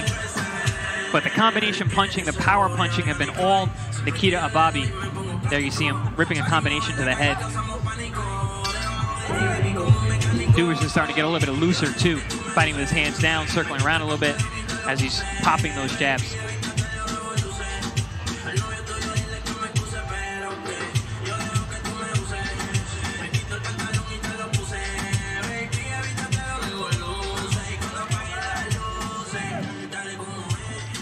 So it actually should be picking up. Sonny Duverson, last 4 fights, lost to Alex Rincon, decision. Lorenzo Simpson, decision. Cordell Booker, split decision. And then Brian Adams knocked him out. Those two record 52-3 combined. Nikita Ababe looking good in this fight. Yeah, sharp so far. Duverson really tested Cordell Booker, who's a very, very talented fighter, very talented southpaw. It's a good scrappy fight, a fight that we spoke to Duverson. He thought that he won that fight. Yes, he did. Body work from Ababe. I like that, going up there, upstairs, downstairs, mixing it up here in the third. Yeah, I like a lot of the things that Ababi's doing right now. Boxing really well. I will say, though, that long hair is not helping him. Every time he gets touched with a punch, that hair flies all over the place. Looks like he's getting hit much harder than he probably is. Hey, man, that's the style right now. Yes, use your style in the ring with your shoes, with your outfit. Come on, man. The hair can affect the judging. Old man Chris Algieri just showed up in Fresno. Old man yells at boxing cloud. But I get what you're saying, though, because you step back the head, hair goes flying. Absolutely. Judges might see that. Even shots that are blocked on the gloves makes that hair poof out. Looks like you're getting cracked when really not even getting hit. And, right now people on Twitter go, well, what about the white gloves? Because white glove on Twitter is a boxing controversy always. I haven't heard that controversy. Oh, yeah. Well, it's not controversy. It's more people just making it, the white gloves makes it look like pillows, like he's not hitting hard, or it's looking too big. Interesting. Yeah. I like the white gloves because they look fast. Dude, they look good, right? I like. Sharp. But then it's just, boxing Twitter. Yeah, I love boxing Twitter. It's the best. Like it's a whole new thing. It's fantastic. It's its own thing.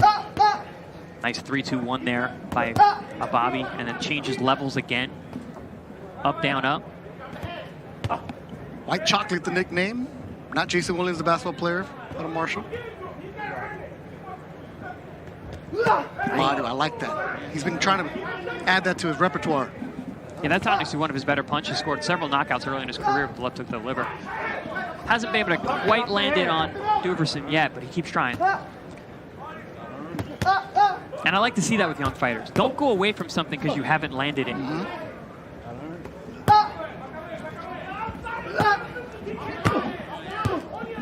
Oh, good split of the guard by Duverson. Good uppercut on the inside. Best shot landed by Sonny Duverson here in this fight. So far, yes. Uppercuts are tough, man. A lot of times either they hit under your chin and you bang your teeth together, or they hit your nose, and that can easily fracture the nose, and you got breathing problems, blood. Uppercuts are nasty shots to get hit with. Third round scheduled for 8. Between Nikita Ababe, if you're joining us right now, and Sonny Duverson. That's Duverson grunting when he throws those punches. Final seconds of the round. Ooh, another uppercut. Swinging wild and missing is Duverson. Got a little bit of a scrap here in the third round. Yeah, it's gonna heat up. It's gonna heat up just like it's hot here in Fresno, California. And one of the things, you're looking at the sun. Yes, the red corner is directly in the sun. Ababe, his corner is in the shade. So the red corner, you're feeling the heat. So there's no break from that. That makes a big difference. I fought outside before. The sun can be blinding. A really smart, experienced fighter will utilize that. Angle their opponent so their eyes are in the sun, and the sun is to their back so they can throw and their opponent can't see you. That's a great point. That's a great point. Here we see some of those scrappy action from round number 3. Duverson was able to land several nasty uppercuts on the inside. And looks like we have a fight starting in round number 3 here. Yeah, that's the voice of Chris Algieri. I'm Bethel Durant. Thanks for joining us on Matchroom Boxing's Before the Bell. Here we are in Fresno, California, on a baseball field. The ring is right there in the middle of the field, right where the pitcher's mound would be at. Yeah, very cool setup here in Fresno. Yeah. Fans are starting to fill in too. Just some Saturday afternoon boxing. Yeah, I love to bring it to you, interact with the fans. good queue outside of fans trying to get in. Maybe throw some darts out there. After this, maybe some snooker. You never know. We got everything for you, baby. We bring it to you here on Matchroom. Kita Ababe has a good fan base. See people bringing some tweets like, okay, we want to see him step on it a little bit. Well, Sonny Duverson is good resistance. Yeah. I mean, and Duverson has been doing a good job at slowing the pace down. You know, he's using that experience that he has. You're starting to see him close the distance a little bit. Kind of lulls you a little bit, doesn't he? Absolutely. That's what an experienced fighter will do, especially when you have a young upstart like Nikita in front of you. Yeah, in his last fight that I worked for Duverson, he was same thing. Then the last couple rounds against Rincon, stepped on the gas, but it was a little too late. This was scheduled for 8 rounds. We're in the 4th. I always say 8-rounders are harder than 10 because you got to be in the same conditioning, but you got less time to score points and less time to make up if some problem does happen. So Duverson really needs to step on it here. He doesn't have that much time. After this, Ababe is scheduled to move up to the 10-rounders. And we're going to see a little bit of an opposite play here. In the past, Ababe has had a little trouble later in fights. And as you said, Duverson really comes on, as we're seeing a little bit right starting here. to let his hands go a little bit here in the 4th round, Sonny Duverson. Oh, body work, shot. overhand right from Duverson. And he's feeling confident, nodding his head like, yeah, you felt that. Oh, good right from Ababe. You felt that, Duverson. We've been talking all night how this could steal the show, and these guys are starting to live up to it. That's a quick left from Ababe. Trying to split the guard with that uppercut. Misses. The center of the ring, these two. Duverson 12-4-2. In Miami, Florida. That's a tough 12-4-2. Don't let those numbers fool you. You got to look beyond that. And the two coming early.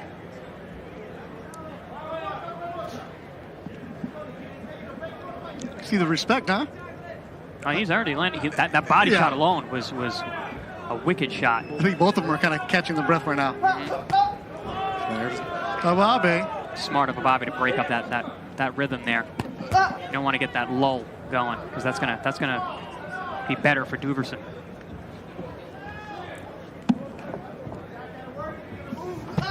Fourth round winding down. A good one if you're joined right now between Nikita Ababe and Sonny Duverson. Before the bell, brought to you by Matchroom Boxing. Overhand right from Ababe. Ooh, good one. That's a good round right there. That's a real good round. Yeah. Interesting which way the judges go with something like that. Definitely more action coming from Sonny Duverson that last round. These last 2 rounds, I think he needs to let his hands go even more. Thanks for having us. Here we go. Now here we see good 2-way action in round number 4. A lot of body pressure coming from Duverson. See him there talking to Ababe as he rips another uppercut. But then as the second half of the round comes, it was more Nikita Ababe being busier, putting on more pressure, letting his hands go more often. A shout out to the people doing the replays. That crew doing a good job with it.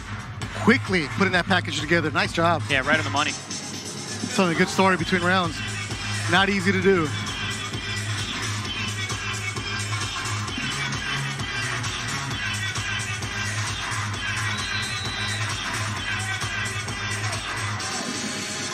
Let's see here. Twitter, we got Philadelphia watching us, Miami watching us, Boston is watching us. I see these tweets coming through. Nice. What's up, Philly, Miami, Boston? Yeah. Good representation over there. Of course, the UK is watching. UK, some of the best fans in the world. Oh my goodness. They're awesome. I need to go watch a fight over there.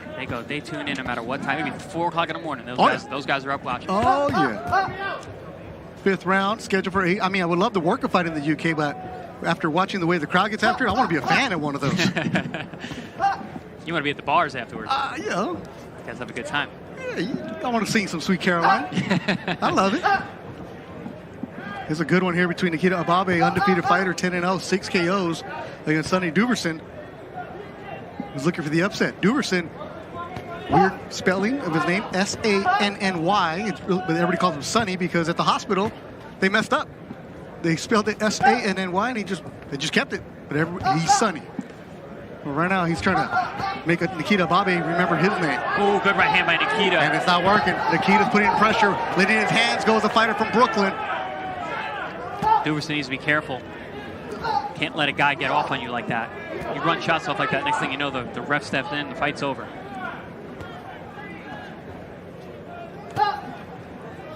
Bobby putting the big combinations together early in the round. In the earlier rounds, there was a lot of left hands from a Bobby, but now it seems like the right hand is the one that's been the most effective. Yeah, I like a Bobby presence right now. Yeah, I think he went through a little adversity in his last couple rounds. He's righted the ship.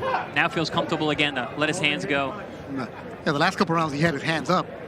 Now he's going back down a little bit. Here comes Duverson back with that long jab. He's campaigning at 160. Make 154. Said, I feel good here. Didn't have to worry about making weight. But right now he's got to worry about Nikita Ababe, who's trying to step on the gas. Another good combination from Ababe. Nothing landed by Duverson.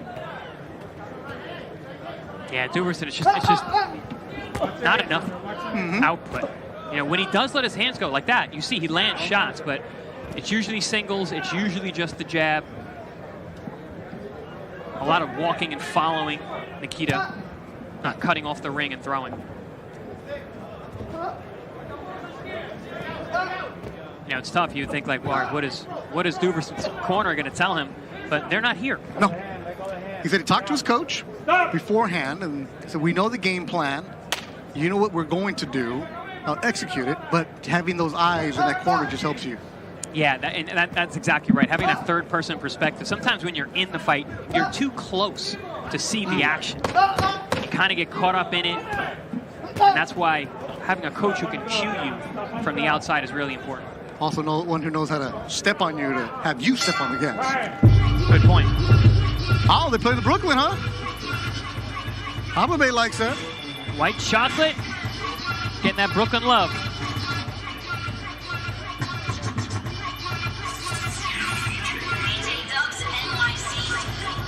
Seemed like a better round for Bobby. He took back control, made it much more of a one-sided round than the last couple rounds where it was really on the strength of those right hands. There were a series of combinations with several right hands to the head upstairs, which had Duverson thinking twice. And there's that jab from Duverson, which has been a consistent weapon since round number one. But nothing else behind him. Nothing behind. Has not built on it at all. Yeah, see, that's Marky boxing, working in the corner, just working on the nose, but you don't see the instruction coming through. There's no knock on either of them. It's just, no, hey. It's what he's there for. He's a cut man. There's no communication. Boxing, what a sport, huh? What a sport. What a sport. Loneliest, toughest sport in the world. Ain't that the truth? Manny Robles, boxing trainer, when I told me when I got into this, you better to remember, it's el deporte de los pobres, trying to become rich. Sport of the poor, trying to make it. And the heart of the lions that you have in there. Anybody gets in the ring, respect to you to get it in that squared circle. Yeah, there's a lot easier ways to make a living, that's for sure. As an announcer. Hey, that's not easy either. We do a lot of homework, guys. People at home. Hey, I don't have to worry about making weight, though. Yeah. 6 rounds scheduled for 8. Nikita Ababe starting to take control of this fight. Starting to take back control of this fight. That's a good point. I think he had control right off the bat. You know, had a little bit of a tango in the middle, but now he's back to being in cruise control. Starting to see Duverson mouth open, breathing a little heavy now. I don't blame him sitting in that sun. Yep. This is what you're talking about, right? If you're Nikita, turning your fighter, making him look into the sun. Exactly. Step around so the sun is on your back, in their eyes. Great time to fire an explosive combination. That's a good point. I never thought about something like that, with those little intricacies. Good combo from Nikita Ababe. Grunting as he throws, like he's at the U.S. Open. With that hair, he looks like he could be a tennis player, actually. Russian roots for Nikita. Yes. Gotta be careful, though. Not be swinging too wild and missing. I like what he's doing, letting his hands go, picking his spots. You know, he did that last round, was able to sneak a right hand through that seemed to shake Duverson up a little bit. So even though there's not a lot of power on those shots, you can find some hurt to give to your opponent. Before the bell on Matchroom Boxing's YouTube page. Thanks for joining us. We had victories for Oscar Allen Perez from Houston, Texas. It's open up the afternoon. A 4th round stoppage for Charlie Sheehy in his pro debut. And right now you're watching Nikita Ababe, Sonny Duverson. And up next from South Central Los Angeles, a fighter with a lot of upside, 20-year-old Diego Pacheco. He'll be taking on Lucas Abreu from Brazil. The Dazn show opens up with Brock Jarvis, then Bam Rodriguez, Jose Burgos, Pulga Soto de Mexicali taking on Jonathan Gonzalez from Puerto Rico, and Mark Castro fighting his hometown for the first time. He's 3-0. And after that, the main event, Mikey Garcia against the Spaniard from Barcelona, Sandor Martin.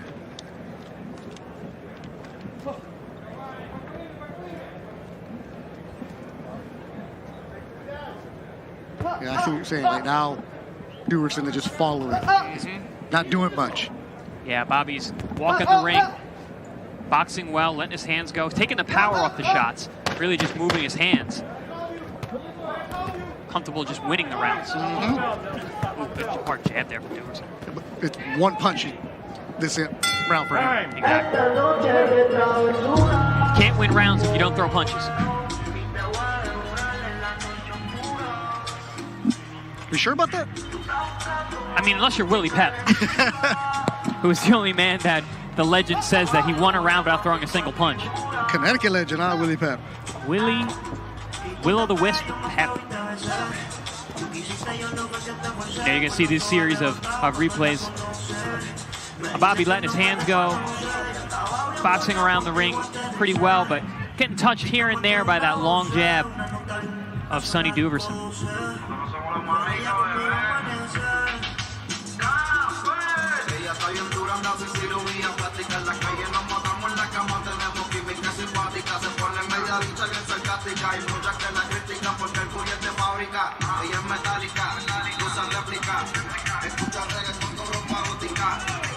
We head to the 7th round in Fresno, California.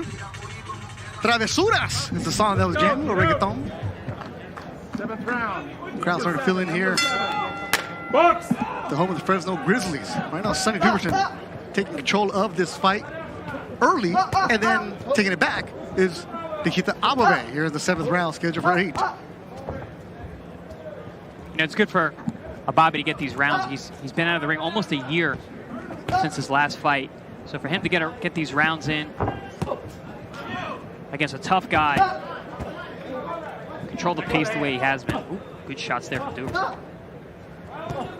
Good fight of the weekend. Chris Algieri was in San Diego, so was the Ace of SoCal checking fights out. Duverson's corner is still in San Diego. Here in Fresno. They should have got a my fight. Yeah, Robert Garcia, who's training Bam Rodriguez, and his brother Mikey was in San Diego last night. He drove up. Drove straight up, showed up at 4 in the morning to the hotel. Say it all the time, Robert Garcia is the busiest man in boxing. Just love the fact that we have boxing back, fans in here. Finishing the year strong. A bunch of cards coming up.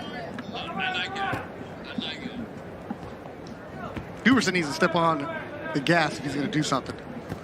Yeah, it's just not enough. I don't know if it's conditioning. I don't know if it was the power shots early, the body work from a Bobby, but yeah, it seems like he's okay with not banking these rounds. Going the distance, right? Like not doing anything is Duverson of where he feels a sense of urgency at all. Yeah, he's really slowing down, is Duverson. And stepping it up is Nikita Ababe. That's the thing, you know, when you got a guy, it doesn't seem like you really hurt him or get him out of there. Switch gears, go to boxing, land combinations, out-punch him, out-work him. And Bobby's been doing that well. Yep, let me correct myself. Bobby. We've heard so many different versions of his name and asked him, it's a Bobby, say it right. Yeah. Sorry, Nikita.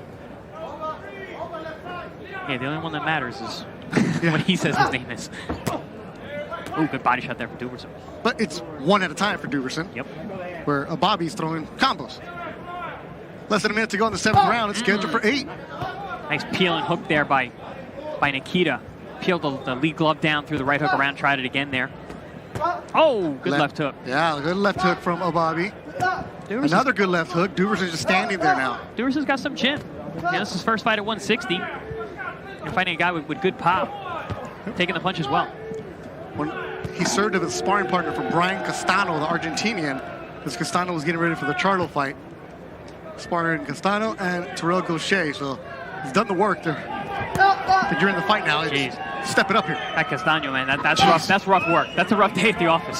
Sparring with that guy. Like, yeah, you get paid to spar, but damn. Yeah. Good work there by Nikita. White chocolate, let his hands go. I like that. See, Nikita, he threw a left hook in the middle there. I think that's what he needs to do. He's been leading and shutting down Duverson, but if he catches him with a shot in the middle, that's when you can hurt a guy. Hit him with the shot they don't see.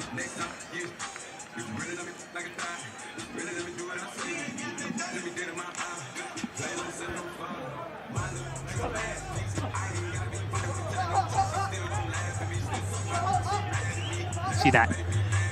The two most consistent punches for Duverson tonight have been the jab and that right uppercut right there. But as my partner said, it's few and far between and one at a time. There we saw a nice left hook by Nikita Ababi. Caught Duverson standing tall. That's the voice of Chris Algieri, Professor Chris Algieri, by the way, as I just found out. So if you need brain advice, diet advice, food advice, follow Chris's Instagram at Chris Algieri. Oh, thank you for that. Check out my book, too. Oh, you have a book? I'm sorry. The Fighter's Kitchen. Anybody else here have a book we wrote? Well, if you're Sonny Duverson, you need to throw the book. Like that, huh? Throw the book at Nikita Ababi to keep him off you. Anything. The 8th and final round. What do you want to see from Ababi? I want him to sit down his punch a little bit. He's been busy, throwing combinations, winning the rounds, but Duverson hasn't been doing as much, hasn't been throwing back. So I want him to sit down, look to throw some hard shots, see if he can hurt his man. Do you go for it, try to end it? Absolutely. Absolutely. Duverson hasn't shown the power or the pop to really hurt Ababi. He's in control. Go for it. Why not? 8th and final round. Up next, Diego Pacheco from South Central Los Angeles. Third fight on Before the Bell, brought to you by Matchroom Boxing. And now it looks like Duverson started to step it up a little bit. So they lulled you in the middle of the rounds here in the 8th and final. Stepping on the gas. That's from Ababi. Combination from Ababi. Oh, there's a good shot. And that's what I was talking about. Throw those shots in the middle. He threw his combinations, that similar combination that we keep seeing over and over again, that 1-2, 1-2. But then he threw that left hook in the middle, changing up the pace a little bit, changing up the rhythm. And caught Duverson right in the chin. Duverson just covered up really tight, keep the gloves really high. It can be hard to stop a guy who's not trying to win. Yeah. And that's what I mean by, I think, Ababi's best bet is to throw with Duverson when he does actually throw, like that. Try and catch him. It looks like Duverson just trying to get through this fight. 8 rounds. Good slapping right body shot. Landed a little high, so probably didn't hurt. But. One at a time from Duverson. Combinations from Ababi here in the 8th and final round.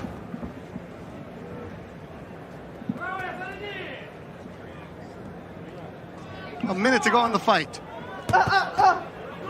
Brooklyn, New York. Russian roots, Nikita Ababi. White chocolate, they call him. 10-0, 6 KOs. Sonny Duverson's been resisting. Nice uppercut there by Nikita. Ooh. Overhand right from Ababi. That's a good one. See, I like this. He's setting down, he's changing things up, and he's having success. You were saying it, though. It's weird. 8 rounds compared to 10. Yeah, it's the same conditioning. You got to do the same amount of work, but you have less time to score. And a lot can happen between rounds 8 and 10. Guys' conditioning really starts to fail you. You can really put on the pressure. Punches start taking a toll on you. You start feeling those body shots from the 4th round. Yep. And that Fresno sun will definitely take something out Without a doubt. Taking something out of us. Oh, yeah. Final seconds of the fight. Nikita Ababi. Sonny Duverson. Good round from him. They finish 8 good rounds. Good fight between Nikita Ababi and Sonny Duverson. I think Ababi controlled this one. Yeah, I agree. I think he started fast. He started early. He landed the bigger shots. Was letting his hands go. Was much busier. Duverson had his spots in there. Yeah. He tested Nikita tonight. Nikita got the 8 rounds in. He's been off for a year, so got to work off some of that rust. See Duverson there looking mighty tired at the end of the fight. Some highlights from this fight that went 8 rounds. Undefeated Nikita Babe against Sonny Duverson. They started off feeling each other out the first couple of rounds. In the middle, kind of a lull. You could say maybe Duverson won a couple of those rounds, and then Ababe just came and closed tight. Yeah, it was round 3 when an actual fight broke out. You know, Ababe was landing well in round 1 and 2, was the busier man. Duverson really just kind of covered up, walking around the ring, keeping his hands up. Round 3, he started to throw back, had some success in round 4 as well. But then round 5 came out. Ababe took back control, started really letting his hands go, took a little bit of the power off, started scoring more punches, putting rounds in the bank, and then in that last round kind of went for it, threw some bigger shots. There's one right there, as if he was trying to put some finishing touches on what should be an easy win. Judges tallying up their scorecards here in Fresno as Duverson gets his hands free. The tape is coming off.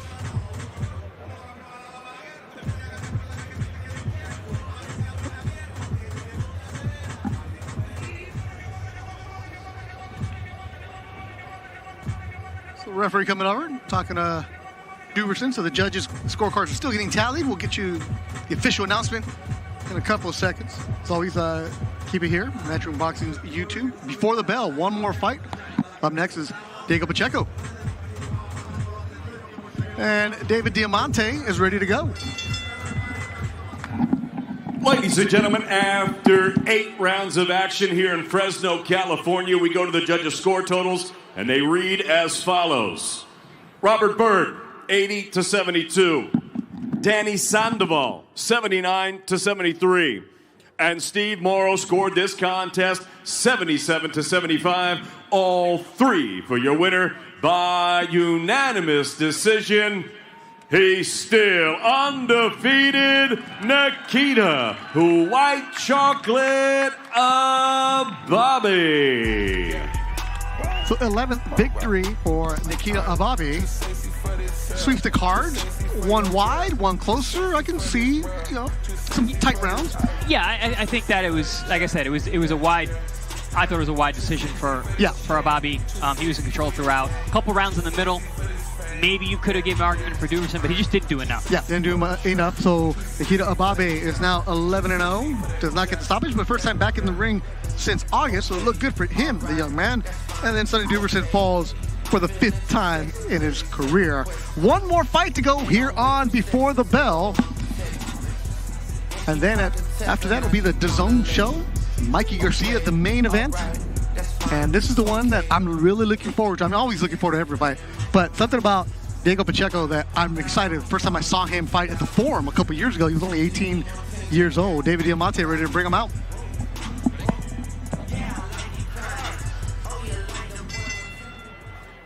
And now, ladies and gentlemen, we're set for a special 8-round super middleweight affair. 2 young undefeated fighters in a Nixon Hill contest. Set to make his ring walk from Sao Paulo, Brazil, Lucas de Abreu.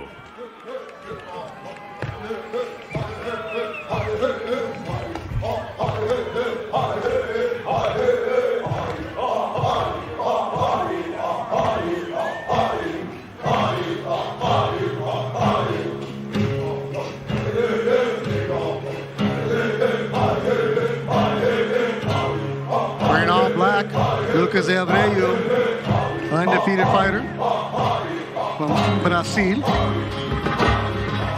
Taking his time with that stroll. Looking around. Bouncing on the corner. I'm usually pretty good at being able to find the songs. I Shazam this one. No clue. Does not pop up. But it's firing him up. De Abreu.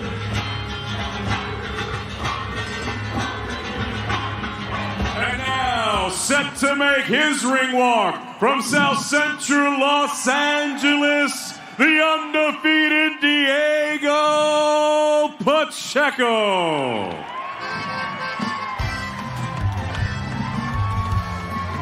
Kid's got some charisma, some moxie.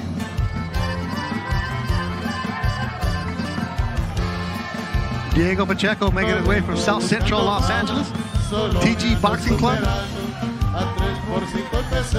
Los Caimanes de Sinaloa is the song that she's performed it. 3x5, 3x5.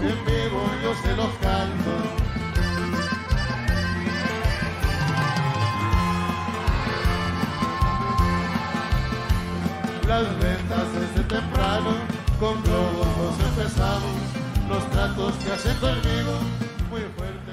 Ladies and gentlemen, from Fresno, California, live on Dazn, we are set to go with a special super middleweight attraction. It's all being brought to you courtesy of Mr. Eddie Hearn of Matchroom Boxing in association with Joe DeGuardia Star Boxing. Introducing your 3 judges scoring this contest from ringside, Rudy Barragan, Ralph McKnight, and Daniel Sandoval. And at the sound of the bell, your third man in the ring, referee Gerard White. And now, ladies and gentlemen, 8 rounds of boxing scheduled in the super middleweight division. Introducing first, fighting out of the red corner, wearing the solid black trunks. He scaled 166.4 pounds. His professional record, absolutely perfect. 12 fights, 12 victories, 11 of his 12 wins coming by way of knockout. He fights out of Miami, Florida, by way of Itapira, Sao Paulo, Brazil. Here is the 2014 Brazilian Amateur National Champion, the undefeated Lucas de Abreu.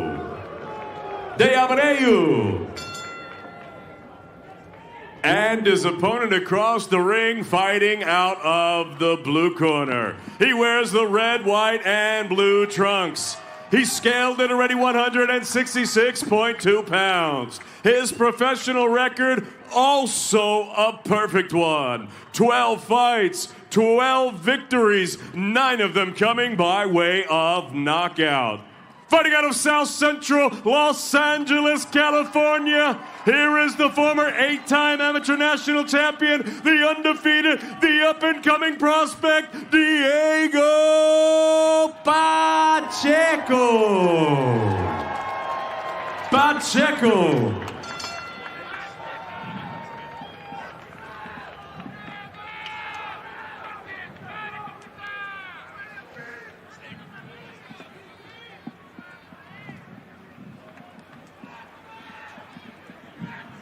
Second zone. Okay, guys, moving over the rules in the dressing room. This is a little high. I'm going to let them work to here. A little high, I'm going to let them work to here. Okay? You know what I expect out of you. Let's touch them up and let's go to work. Gerard White, the third man in the ring, and this is a good one. Undefeated, going after each other. Diego Pacheco, South Central Los Angeles, but he brings a crowd, and you can hear them here in Fresno, California. Our last fight on Before the Bell, brought to you by Matchroom Boxing. Beto Duran and Chris Algieri with you, and you see the difference in height. Pacheco 6'4" with those blue and red trunks. You know, interesting matchup here. We don't really know much about Lucas de Abreu. You know, you bring up these Brazilian power punchers. Is the power real, or have they been fighting soft touches the whole career? So you don't really know what to expect here. I think Brazil right away. Name pops up. Popo Freitas. Popo Freitas, one of my favorite fighters. Was always in a scrap. Always in a scrap. Always gave it all. Diego Pacheco, you're going to hear a lot of Vamos Diego because he has fans all over the ballpark. Nice style, but they're bringing him along very nicely, as in no soft touches, but no hard ones either. It's like that fine balance of where they want to get him rounds for Diego Pacheco. Well, I think they see the potential in him, which is obvious, but you know, it's a good way. There's no rush. He's talented. He's going to get there. You got to learn the ropes, especially when you're learning on the job as a pro in a very dangerous sport. Moves very well for a guy 6'4". A lot of times, those taller guys don't have that fluidity to them. Diego Pacheco does. Pacheco spars with David Benavides and Gabe Rosado. So he's been getting work with Freddie Roach's Wildcard Gym. Now no easy days there either. Oh. We mentioned Castaño in the last fight, sparring with him. Sparring with David Benavidez. It's a hard day at the office. And not too long ago, Benavidez was the 20-year-old that everybody was talking about. Now it's Diego Pacheco. So he'll fill you out a couple rounds, let his hands go towards the middle has been his tendency. See him establishing that jab. He's moving backwards, but not giving up a lot of ground. Combination there. At 6'4", you use that jab, right? Yeah. I mean, you should always use your jab. But if you got that height and range advantage like Pacheco does, better use that jab.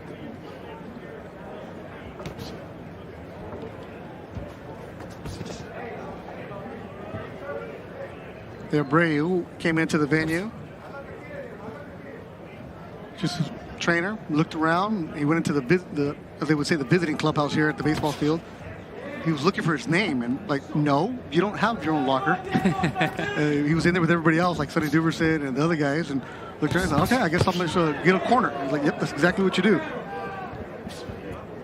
Soon enough, Diego Pacheco and Abreu will have their own lockers. Things work out for them. Abreu, as we said, 12-0, 11 knockouts. A bit of a knockout artist, if you will. But again, we don't know against what kind of opposition. Seems like he can fight a little bit, though. Yeah.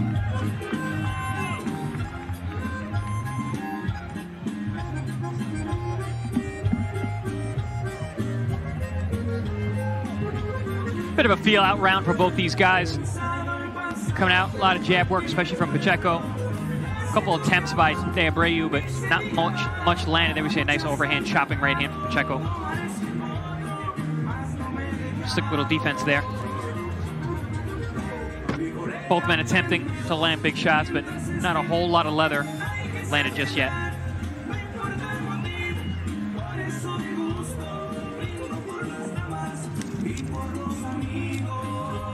Scheduled for 8 rounds. Our final bout here on Before the Bell. Brought to you by Matchroom Boxing. The main event tonight, Mikey Garcia. You can watch that on Dazn. And before that, the co-feature Mark Castro making his debut in Phoenix. He's 3-0. Elwin Soto, Jonathan Gonzalez, La Pulga against La Bomba. Jesse Rodriguez, Bam Rodriguez taking on Nino Burgos, Mexico. Texas, and Brock Jarvis, Australian, will be the fight next here on the Zone. This is our final one here Before the Bell. And you're asking about, all right, so who's Lucas Abreu? 12-0, 11 KOs, but the opposition hasn't exactly been the strongest. It's his first fight in the U.S. since he made his pro debut in 2016. After that, he went back to Brazil. It's also his first fight in the ring since 2019, so almost 2 years out of the ring. And how did he get into boxing? He started late, the age of 15. He was watching Rocky. Common story? Yeah. You know, for Brazilians who love their soccer, let me watch Rocky and become a boxer. Oh, nice right hand by Pacheco. Bray's favorite fighter, Mike Tyson. Interesting. He represented Brazil all over the world. He's fought in Russia many times, Chile, Puerto Rico, Dominican Republic.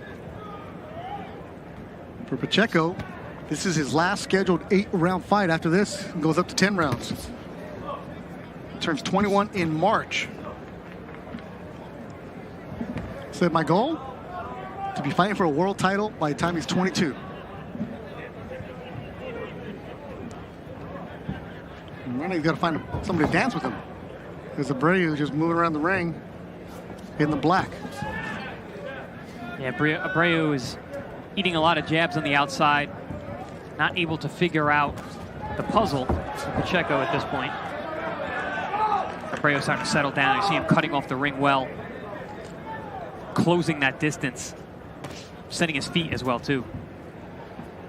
I think we're going to see some big bombs from Pacheco pretty soon. Yeah. The way he has that right hand cocked back. Beautiful jabs.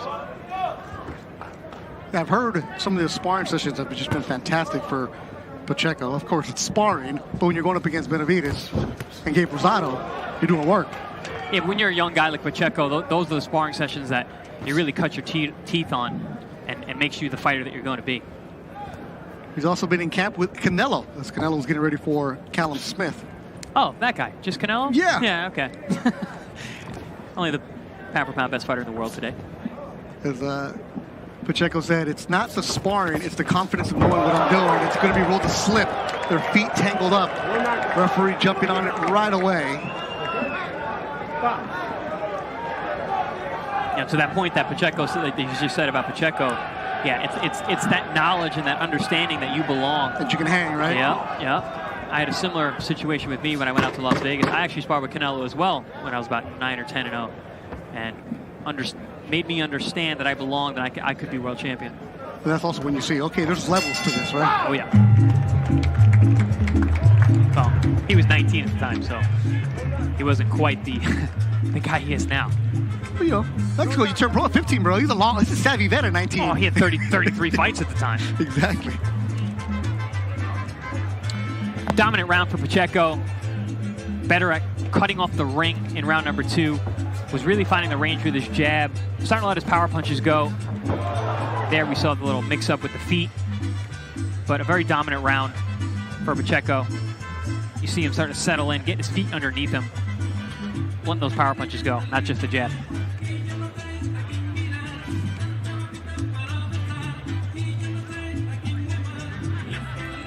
Las Calenas, Pastor Lopez y su combo. DJ got into groove. DJ's getting into groove here in Fresno. I mean, I requested some Oasis and Morrissey, but he didn't have that. What's your ring walk song, Chris Algieri? Eric B. and Rakim, Don't Sweat the Technique. Nice. Very nice. Then my walkout for every single boxing match I've had, 28 of them. Love it. Love it. Third round of action scheduled for Diego Pacheco. 20-year-old. He's got the blue with the red trim, South Central. TG Boxing, where he works out of.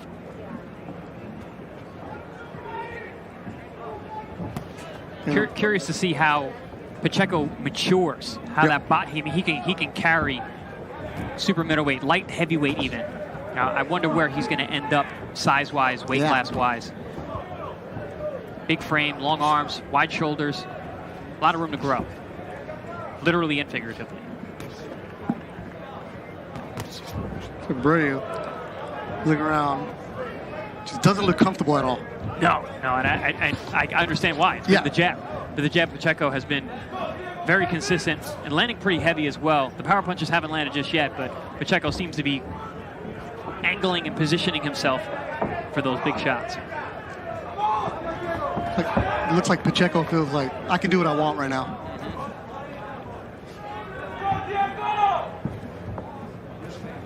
I feel like he needs to not make the same mistake that the opener, Oscar Allen Perez, made, where he had the guy in control and kind of lulled himself into just staying there instead of hitting that next gear and getting the guy out of there.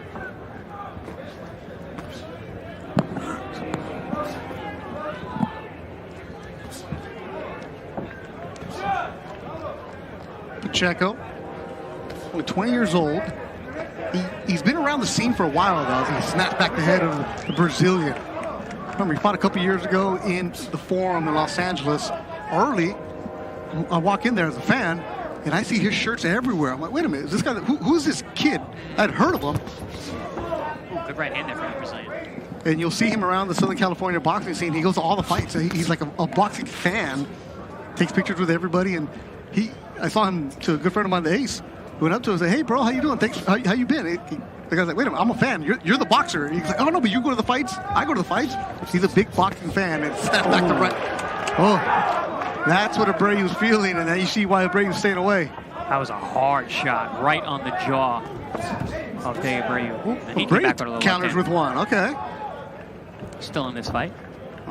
But yeah, I love that, Beto. These young guys who are still fans of the sport. I feel like we miss a lot of that. A lot of these young guys don't study the sport, don't know the fighters of the past, don't stay up with what's going on. It's cool to see a young guy like Diego Pacheco be a fan of his job. And I tell people, like, hey, that guy right there, keep an eye on him. If everything works out well, Matchroom likes him. Invest in him. Matchroom likes him. I like him. You like him. Yeah. The fans like him. He's easy to root for. He's a good kid. Yeah. You know. I mean, you've been around the boxing scene, so there's some kids you meet and you're like, yeah. Yep, got something to him. And then there's other kids you meet and you're like, yeah. Yeah, going nowhere. Yep.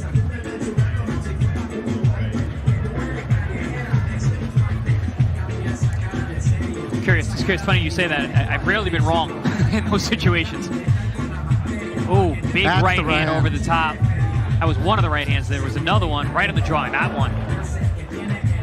You just seem like Pacheco is starting to hone in. Mm-hmm. Fine-tuning those shots, getting the target where he wants it. Let's see if he can step it up here. Put some more hurting on the Brazilian. Fresno, California, is where we are. Chuck Chansey Field, home of the Fresno Grizzlies, minor league baseball team. Single A, Rockies affiliate. So it's been Diego Pacheco controlling, headed to the 4th round. It's scheduled for 8. So when you know you're controlling the fight, Chris Algieri, you know you can do what you want. When do you go for it? Now. Okay. All right. As soon as you say that, now. Okay. So at this point, like for example, for myself, or even if I'm coaching a young fighter, this is when you start trying things out. These are learning grounds, even though they're fights. You know, you're coming up in the career, you're young. This is where you try the things that you've been doing in the gym, because there's always that transition from what you do on the bag and with the mitts to what you do in sparring, and then taking what you do in sparring and doing it on fight night. When you are in control like that, what does that feel like? You're the man. Yeah. You're the man. You know, you understand that, listen, this can change at any moment because this is boxing. Yeah. But, you know, when you're in your groove and you're feeling your flow, there's nothing like it. You're just moving away from that. You saw that overhand right coming. Super smooth. Oh! Counters with the left of Pacheco. Good uppercut hook combination. Huh? Yeah, real sharp. Nice and tight for being 6'4". And that's what I said at the opening. It's impressive to see such a tall, long, athletic guy. Good right hand. Good right hand, and Abreu pushes him down. Abreu's tough. He took some big shots so far. I think Abreu's realizing, hey, my record might be undefeated, but yeah, I was padded. Levels. You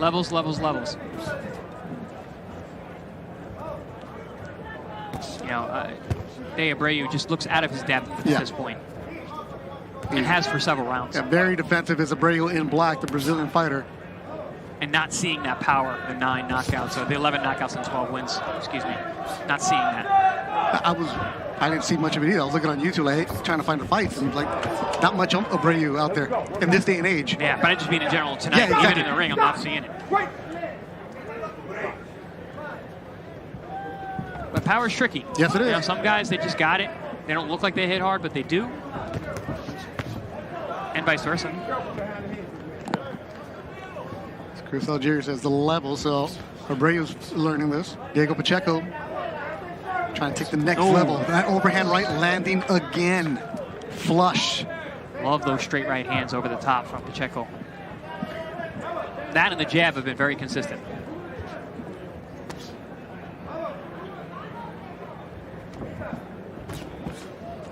Yeah, Abreu's coming in, but it's defensively coming in.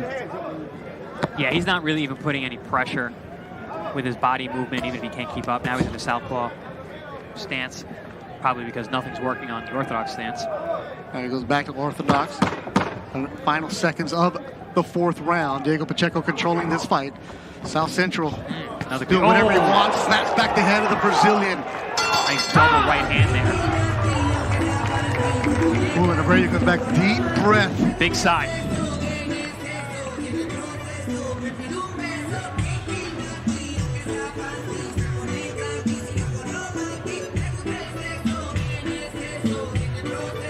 Another dominant round for Diego Pacheco. Came out snapping that jab, but it's really been the story of the right hands the last 2 rounds. Pacheco's been stepping up the pressure. There we see a uppercut hook combination. There's that right hand I've been talking about. Little slapping shot on the inside from the Brazilian. Bang! Big right hand pops the head back of Abreu. And then at the end of the round, a double right hand. Just like that. Sent Abreu back to the corner. Not looking He took too happy. 2 big breaths, got to the corner, and sat down as soon as he could. It's one thing to be outclassed. It's another thing to be tired and outclassed. So, all right, I'm asking again, does Pacheco go for it now after the way he finished that round? You know, there hasn't been much coming back his way, so it seems like this would be a good opportunity for that. But who knows? You know, Pacheco felt a couple shots early. Maybe Abreu does hit that hard, and he's just being cautious and trying to weaken his man a little more before he takes him out. TG Boxing is where he works out in South Central. Diego Pacheco. Oh, he's loading up. Abreu is trying to slip him when he does. He drops that right hand like a hammer.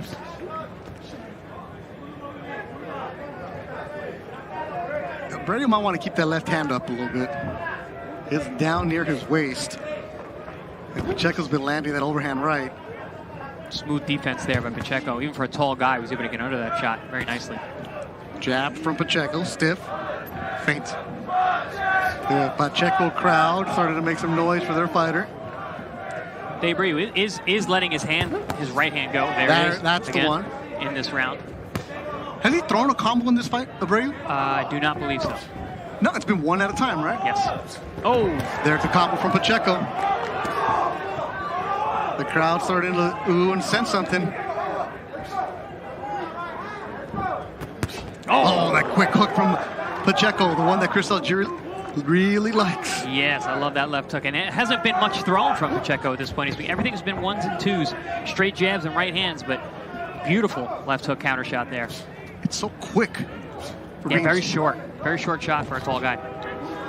It's the kind of stuff you see from the 108-pounders, right? The little guy, not 6'4". Fresno, California, the sun beating down in the middle of the ring. Diego Pacheco controlling this fight against the Brazilian, De Abreu.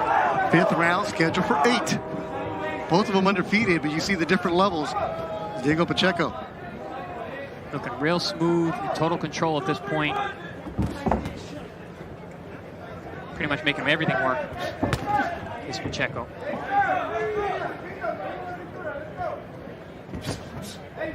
Jab, followed by a right. Pacheco throws one punch, but it's always followed with another one.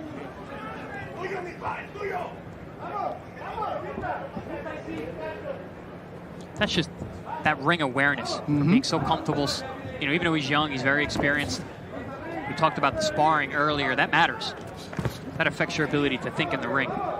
So when you go in that sparring, you're like, okay, I'm not the man here right now. I'm here to give them work, but you got to hold your own or else you don't get invited, right? Listen, everyone gets humbled in the sport at some point. Ooh, big right hand. Right hands like that will humble you real quick.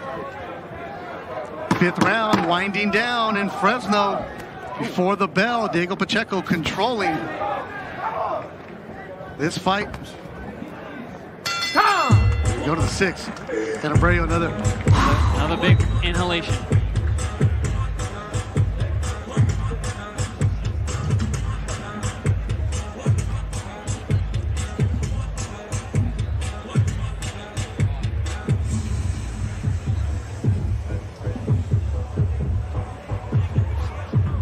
Big overhand chopping right hand from Diego Pacheco early in round number 4. Nice little defense there. Dips under a big looping shot from Abreu.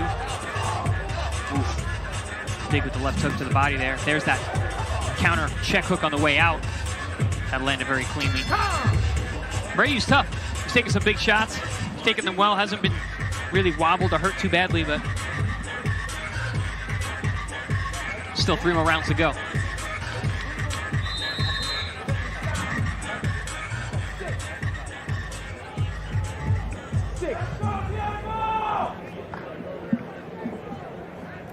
Diego Pacheco, Lucas de Abreu from Itapira, Sao Paulo, Brazil. He's 12-0, 11 KOs. But he's in very, very tough against Diego Pacheco, who's controlling this fight. Pacheco landing the bigger shots, bigger bombs. De Abreu hasn't landed anything. Oh, big right from Pacheco to open up the round. So that spray of sweat De Abreu's flying to the 3rd round. Yeah. Third row, rather. If he would have had the long locks like Nikita Ababe, we've seen the hair flying. So now you've been landing the big shots, Pacheco. Chris Algieri, what do you tell him? How do you end this? I think he's got to get behind the jab, get more consistent with it, you know, close that distance. He started out doing that great early on. He just didn't follow up. I think now, right, like that. Like that. Exactly. Right on cue. I think you heard me. We're not too far from the ring. He heard you. He's got great coaches, so I'm sure they were saying something of a similar sentiment. Oh, good try there. Like long that uppercut lands. Mm-hmm. Oof, good hard, stiff jab. By Pacheco. De Abreu with mouth wide open now. Abreu's tough, man. He's taking big shots. He's still in there. He's throwing back. Can't really muster up much offense, but it's hard against Pacheco. Yeah. You know, the guy's got 6'4" in front of you. With a hammer. Who moves well. Oh, another big right from Pacheco. My goodness, the Brazilian can wear it. Yeah. Jeez. Tough kid. I mean, they're landing flush. And it's been consistent. Every round he's got hit with a big right hand. 2 big rights in this 6th round. It's scheduled for 8. Uppercut from Pacheco. Now the Abreu holding for the first time. Yeah, there's nothing behind the punches of De Abreu. The shot from Pacheco taking a toll. Another solid right. This one partially blocked by De Abreu. There it is again. He throws that right with bad intentions. Oh, at will is he landing at this point. I think that last one might have shook Abreu up a little bit. Diego takes a deep breath, so it's hot in that ring. It's 85 degrees here in Fresno. Sun beating on them. You can see the sun beating on their shoulders. Oh, good right hand there from Abreu. There we go. If you're his corner, like, okay, we get one. That might keep Pacheco a little honest. A little bit. Maybe. Maybe not. Solid round for Diego Pacheco, landing the big overhand rights as we head towards the 7th round here in Fresno, California, before the bell on Matchroom Boxing.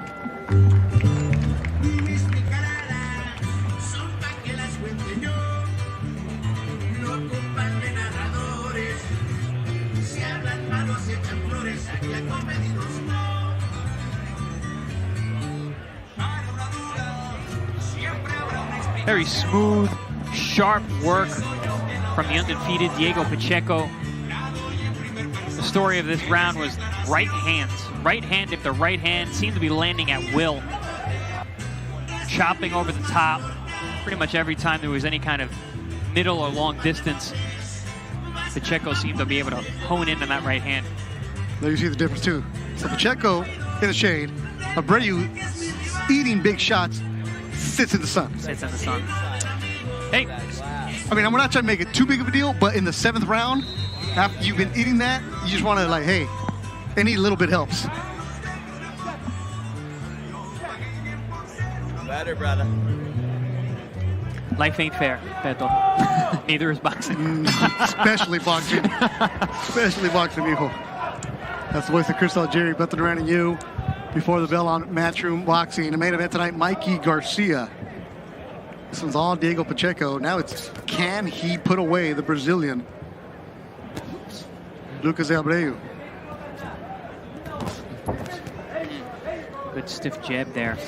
Oh, big right hand. Big right hands from him.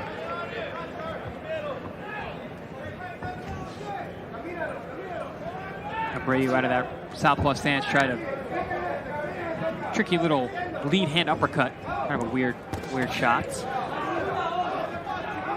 Downright lethal punches from Diego Pacheco. Nice job shortening up the shots on the inside. That's the tweet from Chops Box. Lethal. You're right, Chops Box. Jake Donovan checking in, also watching us. Yeah, exactly. Oof. Just missing. Ryan O'Hara and the 303 watching us. Appreciate everybody sending the tweets, and it's obviously all the tweets are favorable for Diego Pacheco. It's a matter of what this young man can do. Uppercut this time. Good counter uppercut. Oh yeah, now here we go. This is stepping on the... Putting punches together. And Abreu, he's trying to survive. He's got the hands up now. Last round he didn't. This round he does. Big threats coming from Abreu as well. There hasn't been much holding in this fight, which has been good for Pacheco to be able to get the space and land his shots. No, it's been a very clean matchup. Pacheco's been able to really use his length and boxing skills. Abreu's not bad. You know, he's tough. Very, very tough. Very, very tough. Says Spanish, aguanta. You can take it. Man. So now if you're an opponent, you're like, wait a minute, is Diego Pacheco doing that? Back-to-back overhand rights? Yeah, I love that double right-hand combination that he's been throwing. Oh, snapping the back the head of the Brazilian, Diego Pacheco. The legs felt that one. Yeah, he's bouncing on his toes, Chris Algieri. He's unsteady. Oh, settling him back. I think this it'd be okay. The corner looks out for his fighter right now. Diego Pacheco just stepping on it. Corner or the ref. Somebody. At this point. It's the biggest punishment that Abreu suffered in his young career, but it's a lot of Diego Pacheco. He's a special young man. You know, Abreu at this point hasn't won a single second of this fight. He's taking bigger and bigger shots. It's not even competitive anymore now. I think if Pacheco puts a string of punches together, he can get this fight in. At any point. Look at the way Abreu's coming back. He's just walking really slow, sitting down really slow. Yeah, his body language doesn't look good. Yeah. I mean, you're a warrior. You want to keep on fighting. But my goodness. And the punches from Diego Pacheco have been heavy the entire afternoon. Especially the last few rounds. He's really been picking up the power, the intensity, the accuracy. Taking a hard look at the corner now of the undefeated Abreu. Dominant round from Diego Pacheco, pretty much from bell to bell. Putting more pressure on, throwing combinations, doubling up the right hand, landing both. Every time he caught his man on the ropes, let punches go. Fought more on the inside in this round, was able to shorten up those punches to much effect. I like that. I like to see a guy who can fight on the outside and the inside. Yep. So the 8th and final round between Diego Pacheco and Lucas de Abreu. Can Pacheco end it? Can Abreu survive? Which is what he's been trying to do the last couple rounds. Pacheco stepping on the gas. As he said, this is going to be his last 8-round fight. He's going 10 for his next one. And you know, from his pace, I think it'll benefit him in the 10-round distance. He'll have more time to score, more time to build up points, more time to do damage. He's looked very sharp here tonight. You hear the Let's Go Diego crowd, South Central representing, but he's got fans all over. Right, left. The Pacheco crowd making noise. Abreu, very tough, very game. But he's just been too much Diego Pacheco. My Jim, we would call this sharp and smart. Sharp and smart throughout. Do damage, don't get hit. That's boxing.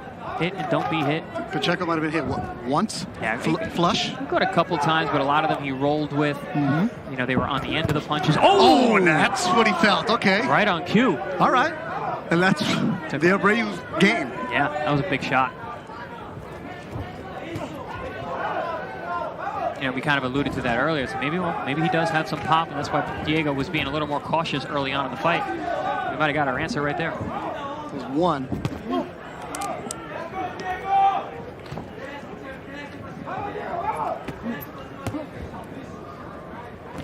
Pacheco, he wants to fight soon. Another one that had all the attitude of like 4 or 5 fights a year. Let's go. If you give them to me, I'll take them. But now it's going to be which gatekeeper, which journeyman is going to be willing to get in there.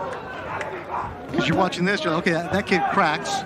I'm going to need more money.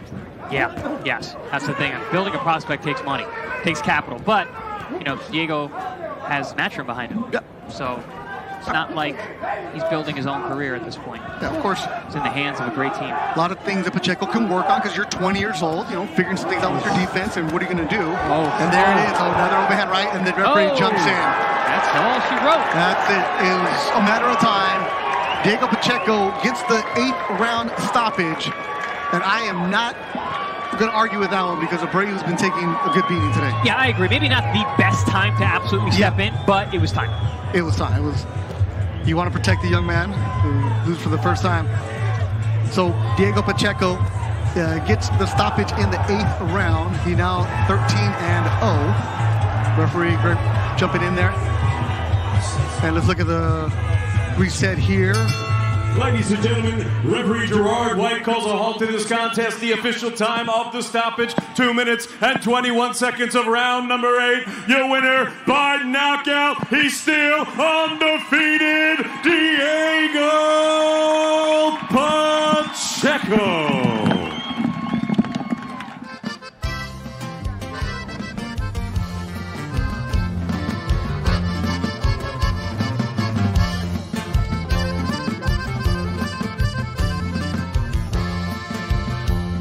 No vengo buscando fama, solo me ando superando. A 3x5 empecé. The victory, young man. 8th round stoppage, his 10th stoppage of his career. He's now 13-0. A good afternoon here, back here at the park. Beth Duran, Chris Algieri. Earlier we started the show with the coats on. It was hot. It's still hot, but we relaxed a little bit.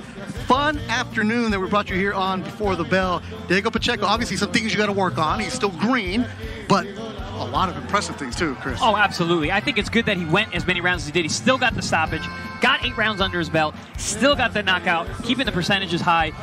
Had a tough guy in front of him. Took a lot of shots, but I think the ceiling for Diego Pacheco is very, very high at this point. So we had 4 fights for you here on Before the Bell. Victories for Oscar Perez from Houston, Texas.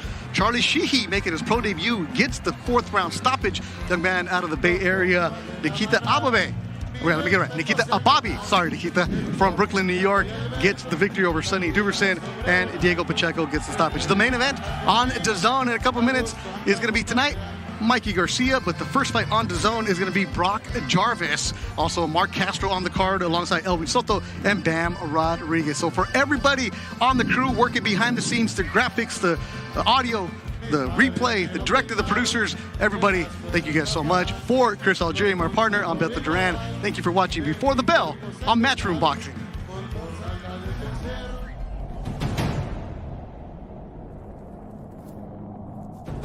Ladies and gentlemen, good evening and welcome. It's now time for the featured bout of the evening. From the 4 corners of the world to the 4 corners of this ring, the fight starts now! This is something that comes along every now and then in generation, and it's special. And it's no hype. I'm telling you, it's special. No respect to this guy. Let's go. Now he's got that fire in his eyes. You better believe it now. That was something special. Sandor gets the win. 20-round strong team victory. It is over. Her professional record, a perfect one. Remember, capture the body. Great finish from a great finisher. It was Lamb versus Lion. And still the undisputed champion of the world.